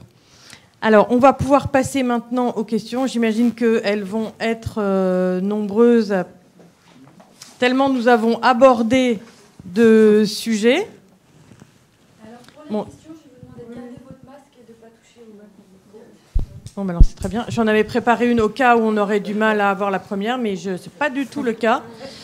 Je n'ai pas très bien compris votre articulation là, sur Erdogan et le Maghreb, l'Algérie-Tunisie, parce que l'Empire ottoman, évidemment, est arrivé jusqu'en Algérie et en Tunisie, mais à savoir quand même que le Maghreb est plutôt malékite et les Turcs sont dans la majorité hanafites. Donc il y a déjà une différence, c'est la Turquie. L'Empire ottoman n'a jamais voulu, changer le conservatisme au Maghreb. C'est pas du tout ce que j'ai dit. Mais vous avez quand même appuyé sur sur l'influence de l'Empire ottoman au Maghreb. Alors, oui. Il y a eu quand même... Sur la religion, je suis pas du tout... C'est parce que j'ai pas parlé de religion, j'ai parlé de structure politique. C'est-à-dire que politiquement, il y avait une autorité ottomane. Alors, avec... Oui, je vais finir. Je vais juste finir. En Algérie, beaucoup plus présente qu'en Tunisie, d'ailleurs. C'est-à-dire que vous aviez... En tout cas, je ne voulais pas rentrer dans les détails, si vous voulez, de l'organisation de l'Empire ottoman, mais vous avez justement des vizirs, des wazirs, qui étaient présents en Algérie, enfin en Algérie, ce qu'on appelle justement ce territoire algérien actuel, et en Tunisie, vous aviez une gestion beaucoup plus directe des populations locales. Donc, il y avait des degrés, évidemment. Ce que je veux dire, puis les Tunisiens n'ont pas été que sous l'Empire ottoman, il y a des origines bien différentes. Mais l'idée d'autorité politique, si vous voulez, de l'Empire ottoman a existé tout de même en Algérie, en Tunisie et en Égypte. Vous ne voyez pas le lien, je vais finir, si vous, juste vous me laissez pas. L'articulation, c'est que dans la politique de réhabilitation du mythe ottoman d'Erdogan, l'idée justement de revenir aussi sur des territoires qui ont appartenu à l'Empire ottoman, que lui essaye de réhabiliter dans l'idée, c'est quelque chose qu'il est en train d'activer actuellement. Vraiment. Dans le Maghreb, je ne vois pas trop. Enfin, moi, je ne suis pas convaincue. Hein.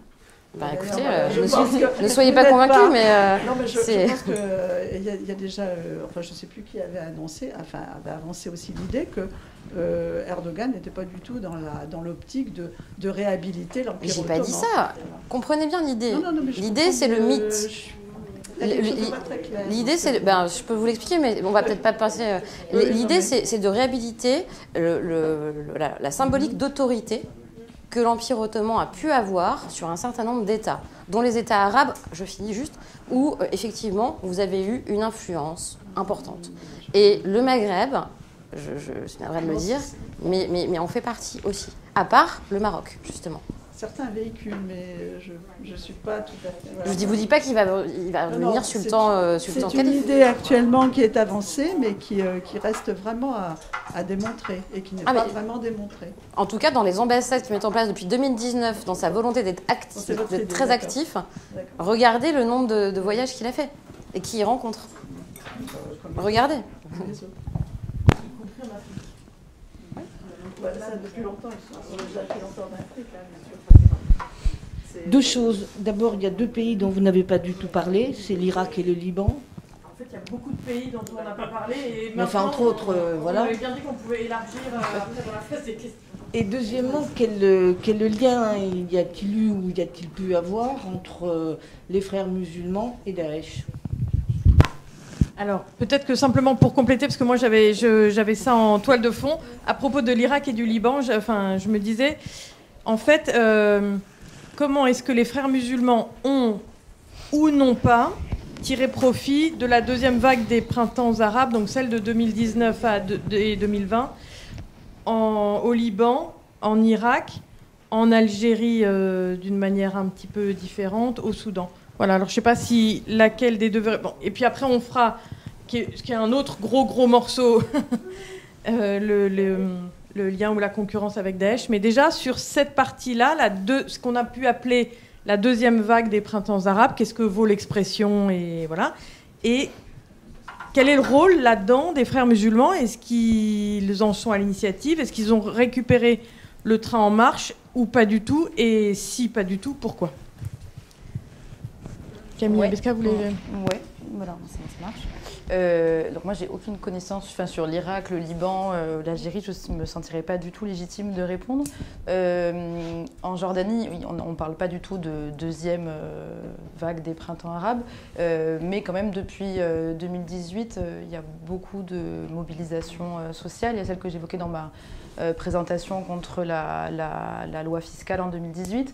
L'année 2019 a été ensuite marquée par les mobilisations du syndicat des enseignants. L'année 2020 par des manifestations pour l'anniversaire des printemps arabes, pour dénoncer la mauvaise gestion du Covid ou pour dénoncer simplement la hausse du nombre des arrestations politiques. Donc je ne sais pas si ça va répondre totalement à la question, mais c'est vrai que dans tous ces événements, les frères musulmans jordaniens ont essayé d'être relativement présents, pas forcément dans la rue, parce que s'ils sont dans la rue, tout de suite, la réaction du pouvoir, ça va être de dire c'est instrumentalisé et organisé par les frères. Mais par contre, ils sont vraiment mobilisés contre la loi fiscale, je l'ai déjà dit, et pour défendre le syndicat des enseignants énormément. Et ça a vraiment fait partie aussi de toute la communication politique pendant les campagnes électorales, de montrer à quel point les frères musulmans avaient été là pour soutenir et défendre la cause du syndicat des enseignants, syndicat particulièrement soutenu par la population jordanienne. Et puis en 2020, bien sûr, ils n'ont pas dit un mot sur ce qui s'est passé avec le prince Hamza, mais ça c'est comme dans tout le reste de la population. Mais par contre, ils sont donc toujours là pour dénoncer donc, les arrestations politiques, le climat politique ambiant, le virage autoritaire du régime. Ils essaient aussi de montrer comment ce qui s'est passé avec la confrérie s'inscrit dans une intensification de la répression de manière plus générale. Donc je ne sais pas si ça répond à la question, mais c'est ce que je peux dire avec le volet jordanien. Donc ça veut dire qu'ils le font, mais dans la limite du possible, et sachant que le possible est très très très réduit, étant donné la répression. Et on ne va jamais trop loin. On dénonce, par exemple, pour la loi fiscale, pour prendre l'exemple, on accuse le gouvernement, mais on n'accuse pas la cour royale ni le roi. Donc c'est aussi, et ils se veulent d'ailleurs comme une opposition modérée. C'est aussi comme ça qu'ils se présentent. Donc il y a certaines lignes rouges qu'ils savent très bien qu'aujourd'hui ils ne peuvent pas franchir. D'accord. Alors, on continue avec la question de madame. Alors, oui, sachez que vraiment, l'idée, c'était de reprendre nos articles. Moi, j'ai fait l'Afrique du Nord, et donc l'Irak et le Liban. Vous avez un article très bien conçu dans Moyen-Orient qui a été fait par Myriam Benrad sur les frères musulmans irakiens, qui sont en tant que tels à prendre aussi en considération du contexte, évidemment. Le Liban a un contexte actuel, depuis quand même quelques années qui est compliqué, comme vous le savez, avec cet héritage aussi de l'Empire ottoman, on ne va pas être content, mais c'est vrai, avec justement ce qu'on appelle le système des millets, hein, avec justement cette confessionnalisation du pouvoir qui est véritablement propre aussi au Liban. Et en effet, l'influence frériste n'est pas l'influence la plus, en tout cas, prégnante actuellement au Liban. En Irak, il y a eu ce contexte aussi de déchirure, je dirais, de l'État irakien depuis 2003, ou le contexte avec l'État islamique. Je réponds comme ça à vos deux questions en même temps. L'idée, c'est intéressant votre question, parce qu'en fait, on revient encore une fois à l'idéologie. Si on veut être très schématique, je suis désolée, donc je serai imparfaite, mais le fait est, c'est que dans l'idéologie frériste, cette totalisation, cette vision totale du monde, de ce que doit être l'État islamique, hein, il ne parle pas de califat, mais d'État islamique, pour le coup, c'est quelque chose qui va être repris dans le terme d'État islamique que vous connaissez, Daesh, mais en réalité, c'est Al-Qaïda qui représente le mieux, finalement, la vision frériste califale à l'extrême. Il y a une grammaire d'action qui est frériste chez Al-Qaïda, qui va se salafiser du fait du londonistan avec Abu Qatada et Al-Makdisi. Mais avant cela, ce sont des frères musulmans. Ben Laden est frère musulman. Abdullah Azzam est frère musulman. D'accord ? Et effectivement, c'est cette élite qui pense le monde avec un contexte de confrontation via donc la guerre en Afghanistan. Ils veulent mettre en place quelque chose qui va déplaire aux vrais frères musulmans, puisqu'ils déplacent à un moment donné aussi l'objet. C'est-à-dire que l'Afghanistan, pour eux, devient un passage, mais si vous voulez, ils partent de la pensée frériste. Alors que l'État islamique, pour schématiser, est beaucoup plus salafiste. C'est-à-dire que l'idée de l'État islamique, c'est quand même de s'en prendre aux chiites, de s'en prendre à ceux qui sont à l'intérieur de l'Oumma et de ceux qui sont les mauvais musulmans. Donc l'idée, c'est de purifier. L'obsession de l'État islamique, c'est ça. Alors que quand vous regardez Al-Qaïda, ce qu'ils veulent, eux, c'est lutter contre l'ennemi mécréant, juif, américain, celui qui va effectivement aussi menacer l'Oumma, mais d'un point de vue extérieur. C'est véritablement deux systèmes de pensée différents qui peuvent avoir des ramifications, évidemment, je ne rentre pas dans les détails, mais en tout cas, l'État islamique et les frères, c'est quelque chose qui aujourd'hui ne peut pas se répondre. C'est-à-dire, Al-Azhar, on a attendu qu'ils se positionnent, par exemple, c'est pas les frères nécessairement Al-Azhar, mais pour qu'ils se positionnent contre l'État islamique, ils ont mis du temps avant de condamner. Vous voyez ? Il y a eu un moment un peu de ventre mou avec l'arrivée de l'État islamique par rapport justement à toutes les autres organisations en isme, si je puis dire, pour pouvoir dire, voilà, ça, on est contre. Aujourd'hui, les frères musulmans vous diront, non, on est contre, évidemment, les actions, les exactions de ce que font les exagérateurs, d'ailleurs, que sont les partisans de l'État islamique. Et en Afghanistan ? Alors, en Afghanistan, c'est encore autre chose. Vous avez trois... Bah non, mais...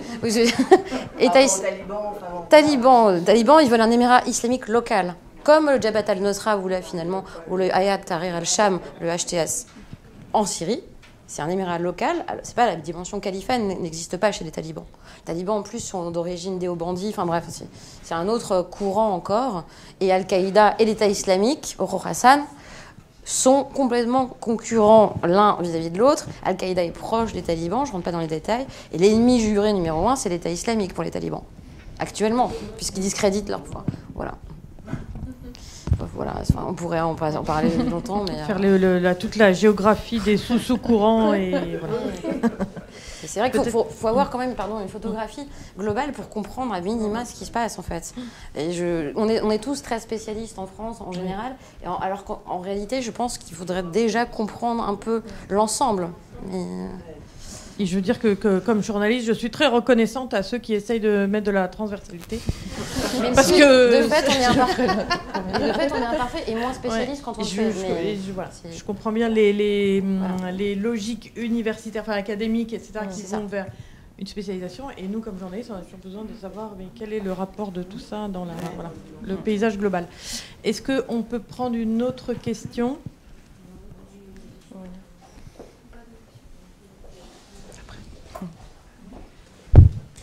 Bonsoir. Merci beaucoup. Moi, j'ai été pour le coup vraiment convaincu par les deux présentations. À la fois. Mais en fait, pour un petit constat un peu provocateur qu'on aura au terme de vos deux exposés, c'est presque que les frères musulmans sont les bons élèves du système politique après 2011. Donc, ma question, c'est. il joue le jeu des élections, il marginalise les éléments violents au sein du mouvement, il mêle une action sociale à une action politique. Ils ont une base militante populaire, ce qui n'est pas le cas de la majorité des partis politiques. On se demande beaucoup, et là j'ai l'impression que c'est le cœur aussi de ce numéro de la revue Moyen-Orient, ce que le nouveau jeu politique fait aux frères musulmans. Et ce que l'accession au pouvoir a fait aux frères musulmans. Et si on se posait la question inverse, qu'est-ce que les frères musulmans ont fait au jeu politique? Comment on pourrait y répondre? À la fois à l'analyse que tu as fait, Camille, sur la manière de leur reconfiguration des stratégies politiques en Jordanie, elle est assez innovante de manière générale. Et ce que vous disiez tout à l'heure, avec une profondeur régionale et historique qui est vachement intéressante, sur qu'est-ce que ce petit laps de temps depuis 2011, qu'est-ce que la stratégie des frères musulmans a fait au jeu politique dans le monde arabe et musulman de manière très générale? Est-ce qu'on pourrait retourner la question? Et j'en ajoute une, parce que j'aimais bien votre expression de bon élève du jeu politique.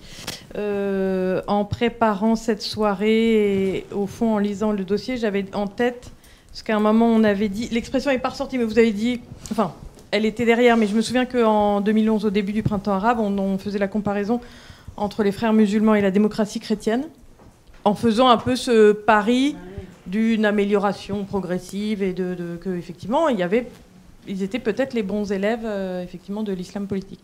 Donc voilà, où est-ce qu'en est cette aussi, moi, je me permets de rajouter, où est-ce qu'en est cette comparaison avec la démocratie chrétienne? Est-ce que Camille Aveska, vous voulez commencer pour votre terrain à vous, et puis on fait toujours une réponse en 2 temps si ça vous va? Bien sûr. Merci beaucoup pour ta question, Simon. C'est un des rares autres chercheurs sur la Jordanie, enfin doctorant. C'est tout à fait, moi c'est un peu ce que j'avais essayé de dire dans l'article, c'est tout à fait ce que le Front d'Action, enfin c'est tout à fait la façon dont les membres du Front d'Action islamique essaient de se dépeindre aujourd'hui. Nous sommes les bons élèves du jeu politique. En Jordanie, on ne fait que parler de réforme, de démocratisation, d'un parlement qui devrait devenir de plus en plus partisan. Et en fait, ce qu'ils essayent de dire, c'est qu'en fait, on est les seuls en fait, à respecter ces injonctions. Et sans nous, il y aurait quasiment aucun parti politique et aucun élu membre de parti politique au sein du parlement. Donc ils disent même, on est les vrais démocrates? Mais tout à fait, c'est oui. Un peu ça. Oui, non, mais tout à fait, c'est tout à fait ça. En Tunisie, c'est pareil. En Tunisie, c'est pareil, oui. De toute façon, j'apprends plein de choses, c'est hyper intéressant d'avoir la comparaison. Et promis, après ma thèse, je bosserai sur autre chose que la Jordanie. Mais c'est tout à fait ça, c'est vraiment, on est les bons démocrates et on est au-delà des on est les bons démocrates, on est vraiment les seuls à respecter limite le discours du roi lui-même au lendemain des printemps arabes. En fait, le roi Abdallah II a publié toute une série de papiers qu'il a appelés les Discussion Papers. Je crois qu'il y en a 8. Et il y a toute une série de principes censés guider l'avenir politique de la Jordanie. Et beaucoup de ces principes concernent donc les élections, la Chambre des représentants, les partis politiques, appelant les partis politiques à être de plus en plus présents dans la vie politique et à s'organiser suffisamment pour arriver au Parlement. Et en fait, le seul parti politique, encore une fois, qui arrive en fait à mobiliser et à obtenir des sièges, eh bien, c'est ce FAI. Et pour répondre plus précisément à ta question de qu'est-ce que les frères font au pouvoir jordanien, c'est vrai qu'au sein, bon là encore une fois je suis très dans mon sujet, mais ce qui est intéressant de voir c'est qu'ils deviennent, au-delà du discours qu'eux essaient de mettre en place, en fait ils sont vraiment dans une certaine manière le modèle à suivre pour les autres députés. Moi quand je fais des entretiens avec les autres députés, même les plus libéraux qui sont, bon là moi je n'ai rien à voir avec, idéologiquement parlant, avec les membres du Front d'Action islamique, mais par contre je préférerais m'asseoir avec des députés du Front d'Action islamique plutôt qu'avec ces députés qui en fait n'ont aucune trajectoire politique et aucune compétence politique, aucune expérience élective ou politique avant d'arriver au Parlement. Et ou quand je pose des questions sur... et du coup, vous êtes dans quel groupe parlementaire, etc. Mais il n'y a aucun groupe parlementaire, c'est que des alliances de pouvoir. Le seul vrai groupe parlementaire, c'est le groupe de la réforme, Al-Islah, donc le groupe formé par le Front d'action islamique. Donc ils sont devenus vraiment une espèce de référence auquel les autres partis politiques et élus devraient tendre dans la manière dont ils s'organisent pour discuter de l'actualité législative. Et juste un dernier point, ils ont aussi vraiment aussi quelques... en fait, le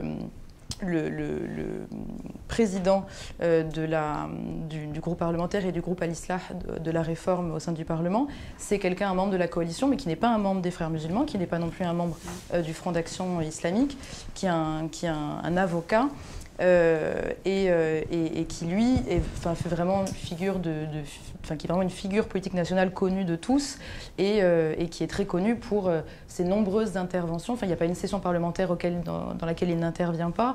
Il pose des questions au gouvernement qui se veulent un peu provocatives et ça a été vraiment le cas au moment de la signature de cet accord gazier avec la Jordanie. Et donc même si vous prenez le taxi à Amman et que vous parlez du Parlement, ce que je fais souvent, on dit non, il n'y a aucun député, il n'y a aucun vrai député, ils sont tous corrompus. Par contre, celui-là, Saleh Al-Armouti, celui-là c'est quelqu'un qui n'est pas corrompu et qui dit tout haut ce que tout le monde pense tout bas et qui ose s'opposer au gouvernement. Donc ils ont d'une certaine manière un peu réussi le pari qui s'était lancé en 2016 d'apparaître comme cet exemple politique. Oui. Anne-Clémentine, est-ce que effectivement le fait d'être revenu dans l'opposition ou même réprimé, est-ce qu'il garde un peu une aura finalement de bons élèves du jeu politique dans les différents pays que vous avez étudiés? Je trouve ça très intéressant parce qu'effectivement, quelque part, on a le sentiment qu'il y a une volonté de devenir le rempart face à tout ce qui peut dériver. En Tunisie, regardez ce qui s'est passé le 25 juillet dernier avec Kais Saied qui dit voilà, j'augmente mes pouvoirs, je destitue le Premier ministre, etc., qui soutenait, en réalité qui n'était pas Nardaoui, mais qui soutenait tout de même l'action des Nardaouis. Ranouchi va dire regardez, on assiste véritablement quasiment à un coup d'État, et nous, on représente le droit et la démocratie quelque part. Donc il y a aussi ce glissement, je trouve, et dans l'attitude et dans la sémantique vers une représentation de l'ordre démocratique. C'est vrai qui peut arriver. Je me souviens aussi au Maroc, le PJD, vous savez, le roi du Maroc, Mohamed VI, a vu d'un mauvais œil à un moment donné, enfin le Marzen a vu d'un mauvais œil l'ascension de Ben Kiran. Ben Kiran, c'était l'homme fort quand même du PJD, qui pour le coup a pris quand même beaucoup d'aura et d'influence dans le paysage politique marocain. Il faut quand même préciser une chose, c'est que les printemps arabes ont glissé à peu près au Maroc, alors qu'il y avait quand même un mouvement populaire qui était en train justement de manifester. Et la constitution, le fait de concéder une constitution de la part de Mohamed VI, ça a été une manière aussi de négocier quelque part ce qui se passait. Et ce qui était très important, en fait, en termes de symbolique aussi, c'est que pour la première fois, le parti politique majoritaire au Parlement avait le droit de désigner lui-même son Premier ministre, ce qui est une chose qui n'existait pas, en fait, en réalité, au Maroc. Ça, c'est quelque chose une concession que le roi a faite, au nom aussi d'une capacité à pouvoir agir à la marocaine, on va dire, au sein vis-à-vis des autres partis islamistes. Je vais rapidement. Mais en tout cas, l'idée, c'est effectivement de s'instituer en tant que garant, quelque part. Il y a une posture c'est vrai, de garant actuellement, de ce qu'ils ont eu du mal à obtenir à un moment donné. En Tunisie, au Maroc, ça peut être le cas aussi. En Jordanie, mais manifestement, effectivement, c'est ce qui effectivement émanait de leur discours. En Égypte, ça n'a pas du tout été le cas parce que quelque part, le PLJ représentait l'autre modèle, si vous voulez, le modèle d'avant en fait, c'est-à-dire le modèle qui n'a pas mué. Aujourd'hui, il y a une volonté de montrer qu'on est démocrate tout de même et qu'on s'est adapté, mais pas que dans la forme. Avec ces fameuses aussi contradictions, vous savez qu'il y a l'agenda secret, l'agenda caché des frères qui attendraient pour surgir, etc. Bon, ils en ont conscience, tout à fait au courant de cela, des partis qui se réclament du frérisme, et je pense que leur volonté est véritablement de montrer effectivement une forme de droiture forte vis-à-vis des institutions. parce que précisément, c'est ce qui n'a jamais été mis en place avant pour eux. Merci beaucoup. C'est une sorte de complexe du premier de classe. Enfin, c'est pas le complexe, mais c'est le premier de classe qui vient d'arriver, quoi. Vous voyez ? On va prendre une autre question. Oui, bonsoir. Merci pour ces brillants exposés.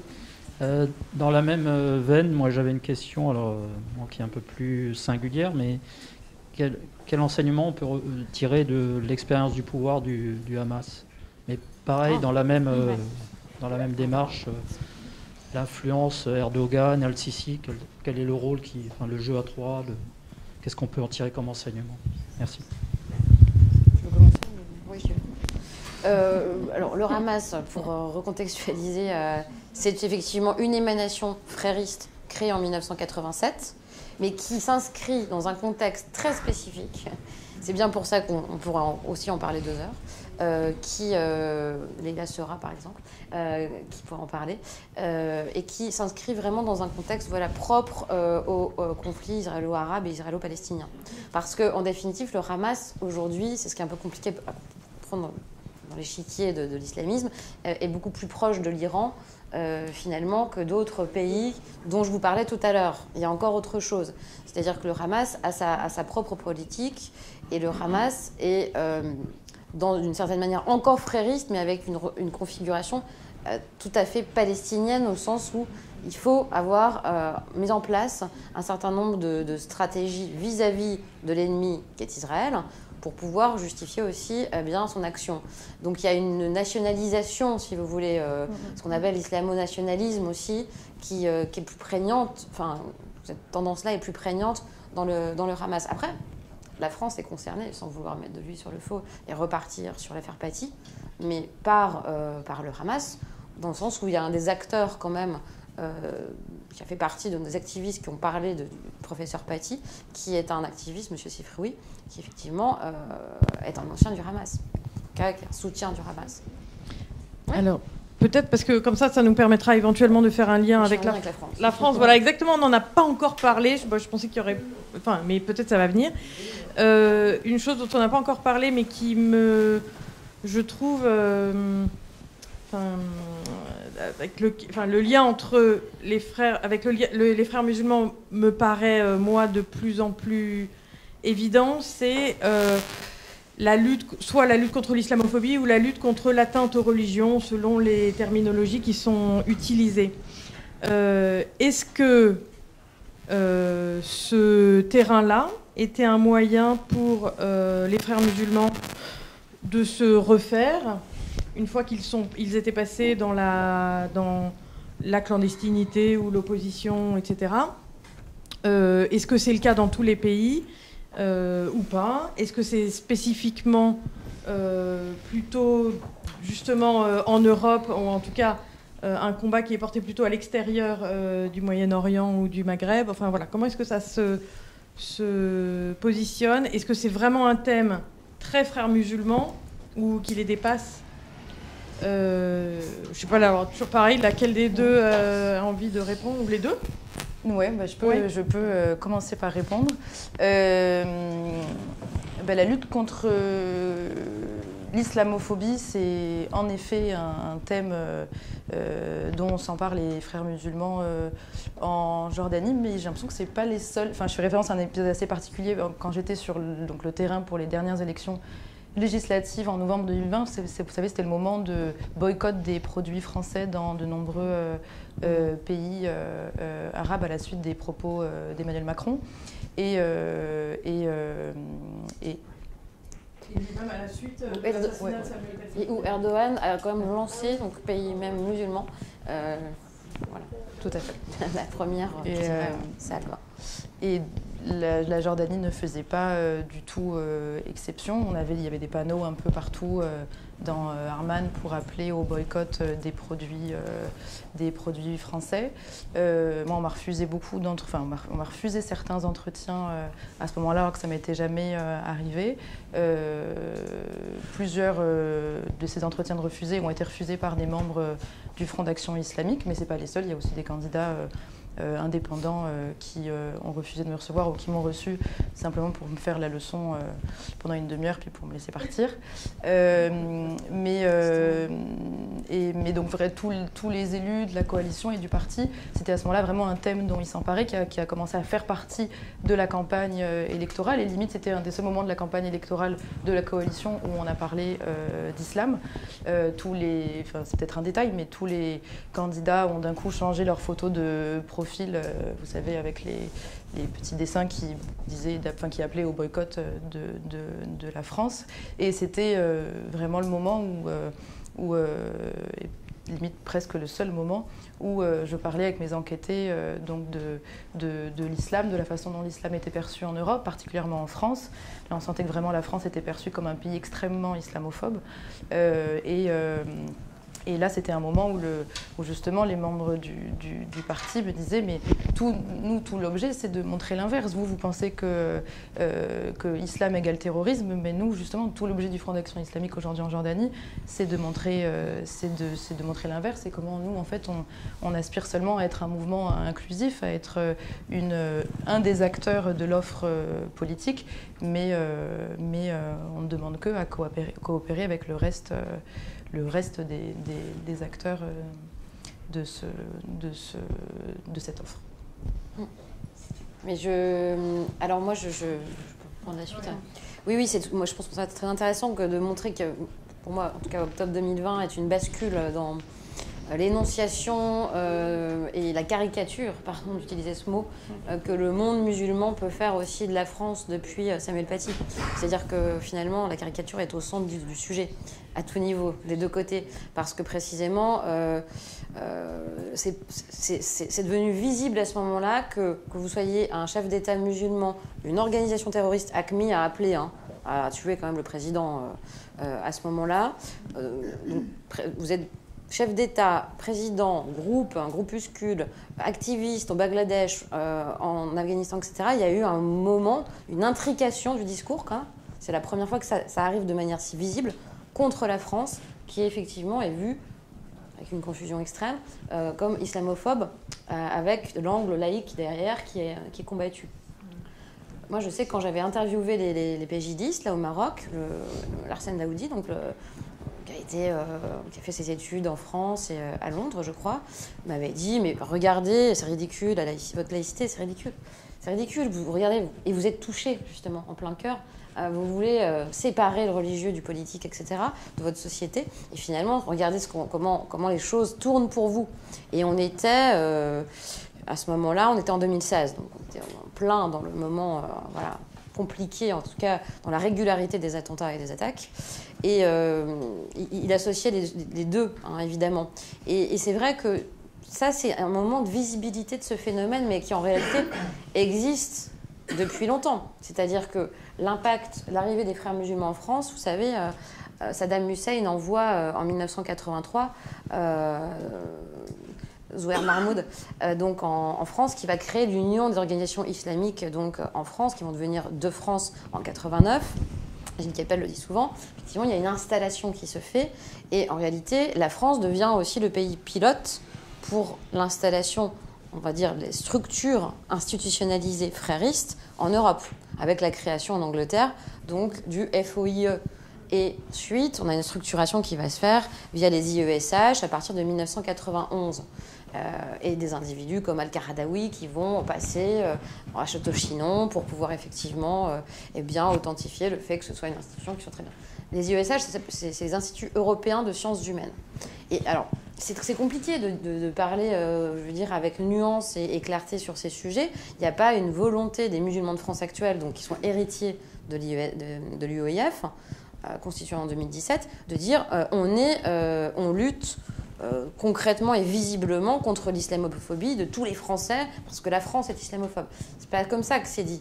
C'est simplement de dire, voilà, nous, on représente, en tout cas identitairement aussi, une communauté qui, parce que la France est laïque aussi, a le droit d'exister et a le droit aussi de grandir et de grossir.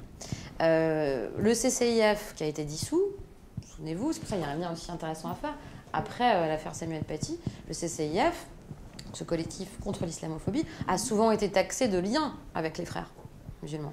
Hein, vous savez, enfin, il y a quand même des choses qui ont été dites là-dessus. Moi, je ne vais pas me prononcer là-dessus ce soir. Je dis simplement qu'effectivement, il y a une confusion des termes qui est manifeste aujourd'hui entre laïcité, entre islamophobie, entre mixité sociale aussi. Enfin, tout ça est assez cacophonique en réalité. Et ça va effectivement être utilisé aussi par ceux qui veulent prendre le terrain du communautarisme. Or, pour le coup, je pense qu'effectivement, dans le discours des frères musulmans, à l'extérieur en tout cas, l'idée c'est de dire, nous, on a une véritable offre qui ne peut pas être d'accord avec effectivement les actes d'islamophobie, les actes qui ciblent les musulmans. Mais il y a une chose aussi à regarder, je trouve, c'est qu'en Égypte que j'avais vu ça, et c'est Adrien Candillard, vous savez, qui est un moine normalien, qui est un chercheur très intéressant, qui en fait est dans l'ordre prêcheur. C'est pas un moine, c'est un religieux, mais c'est pas grave. Voilà. Il est pas un dominicain. Il est dans l'ordre dominicain, voilà. Ouais. En fait, c'est pas des moines, mais c'est des religieux. Oui, mais c'est pas grave. oui, pardon. Oui, mais bon, moi je suis médiéviste, donc les dominicains, les ordres mendiants, pour moi, c'est le monachisme. En tout cas, Adrien Candillard a effectivement disait quelque chose, et que j'ai inscrit d'ailleurs dans le livre, c'est que plus vous avez une salafisation très forte du monde arabe, plus vous avez aussi, on en parle très peu, vous avez beaucoup plus d'athées qu'auparavant. C'est-à-dire qu'il y a des gens qui refusent de fait l'offre, je dirais, plus intégraliste des wahhabites et des salafistes. Et effectivement, là-dessus, les frères musulmans n'ont pas le même discours. Et les frères musulmans peuvent avoir justement un discours qui va être beaucoup plus inclusif dans ce qu'ils proposent. Donc dans ce cadre-là, effectivement, on a encore une fois des phénomènes qui traversent le monde arabo-musulman, qui ne sont pas forcément visibles actuellement, mais qui sont en train quand même d'engranger des choses. Donc l'islamophobie, c'est malheureusement mal défini actuellement. Ah oui, il y a peut-être une dernière ou avant-dernière question. Ah, oui, bonjour. En fait, je m'interroge un peu sur l'avenir des frères musulmans et je me dis que au Hijaz, c'est-à-dire les pays du Golfe, ils ne sont pas autorisés à exister. Il n'y a pas de parti frères musulmans en Arabie Saoudite, aux Émirats. Et au Maghreb, ils ont très peu de députés en Mauritanie, en Algérie. Ils sont, après l'épreuve du pouvoir au Maroc et en Tunisie, ils sont très faibles. En Libye, c'est un pays, c'est compliqué. Et donc le seul pays où les frères musulmans pourraient vraiment exercer, en tout cas qui pourrait avoir un avenir, c'est l'Égypte. On sait qu'aujourd'hui ils sont classés organisation terroriste par Sisi et que leurs leaders sont en prison. Mais vous qui vous intéressez, qui voyagez en Égypte et qui suivez le pays de près, j'imagine, est-ce que vous pensez que l'épreuve du pouvoir des frères musulmans en Égypte les a fait gagner en popularité chez le peuple ou ça les a rendus impopulaires en Égypte? Car c'est le seul pays, je pense, où les frères musulmans ont peut-être un avenir. Alors, c'est une très bonne question, effectivement, de la prendre par la popularité, parce qu'effectivement, sur le plan strictement politique, etc., en ce moment, on ne voit pas tellement une percée possible des frères musulmans, mais en revanche, c'est vrai que la question est intéressante de savoir est-ce que, très souterrainement, finalement, il y a une forme je sais pas, ou de nostalgie, ou de regain d'intérêt, etc., qui peut très discrètement s'exprimer. C'est oui, c'est tout à fait justifié comme question, parce que précisément, c'est pas parce que vous interdisez par le haut d'organisation qu'elle ne va pas justement se renforcer en clandestinité. Au contraire, l'histoire a prouvé que c'était plutôt dans le mythe, en tout cas, ça renforçait le mythe. Hein. Et donc forcément, à l'extérieur, il va y avoir des stratégies. La preuve au Qatar et en Turquie. Hein. N'oubliez pas qu'il y a un pays d'accueil, je dirais, puis ensuite, il y a un pays qui fait vivre l'idéologie politique aussi, c'est la Turquie, comme on le disait tout à l'heure.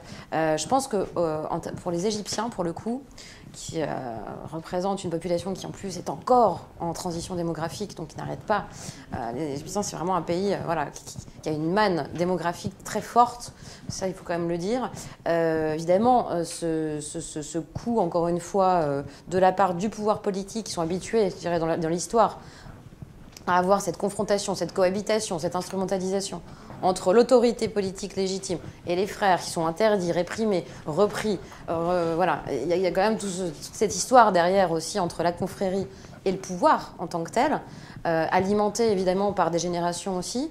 Je pense vraiment que vous avez raison dans le sens où on peut s'attendre, pour moi, hein, j'aime pas trop faire des prospectives parce que en général, on n'a pas tous les éléments, mais cette volonté si forte de Sisi de créer une contre-organisation aussi en 2014, comme l'a dit Dominique, la volonté aussi de montrer vraiment, se montrer en tant qu'homme fort contre les djihadistes, donc il fait une espèce d'amalgame permanent entre les deux, ça sert aussi dans les quartiers informels à, bien sûr, je pense, la constitution toujours d'un tissu plus clandestin, mais évidemment l'existence de l'idéologie plus dans le pays berceau.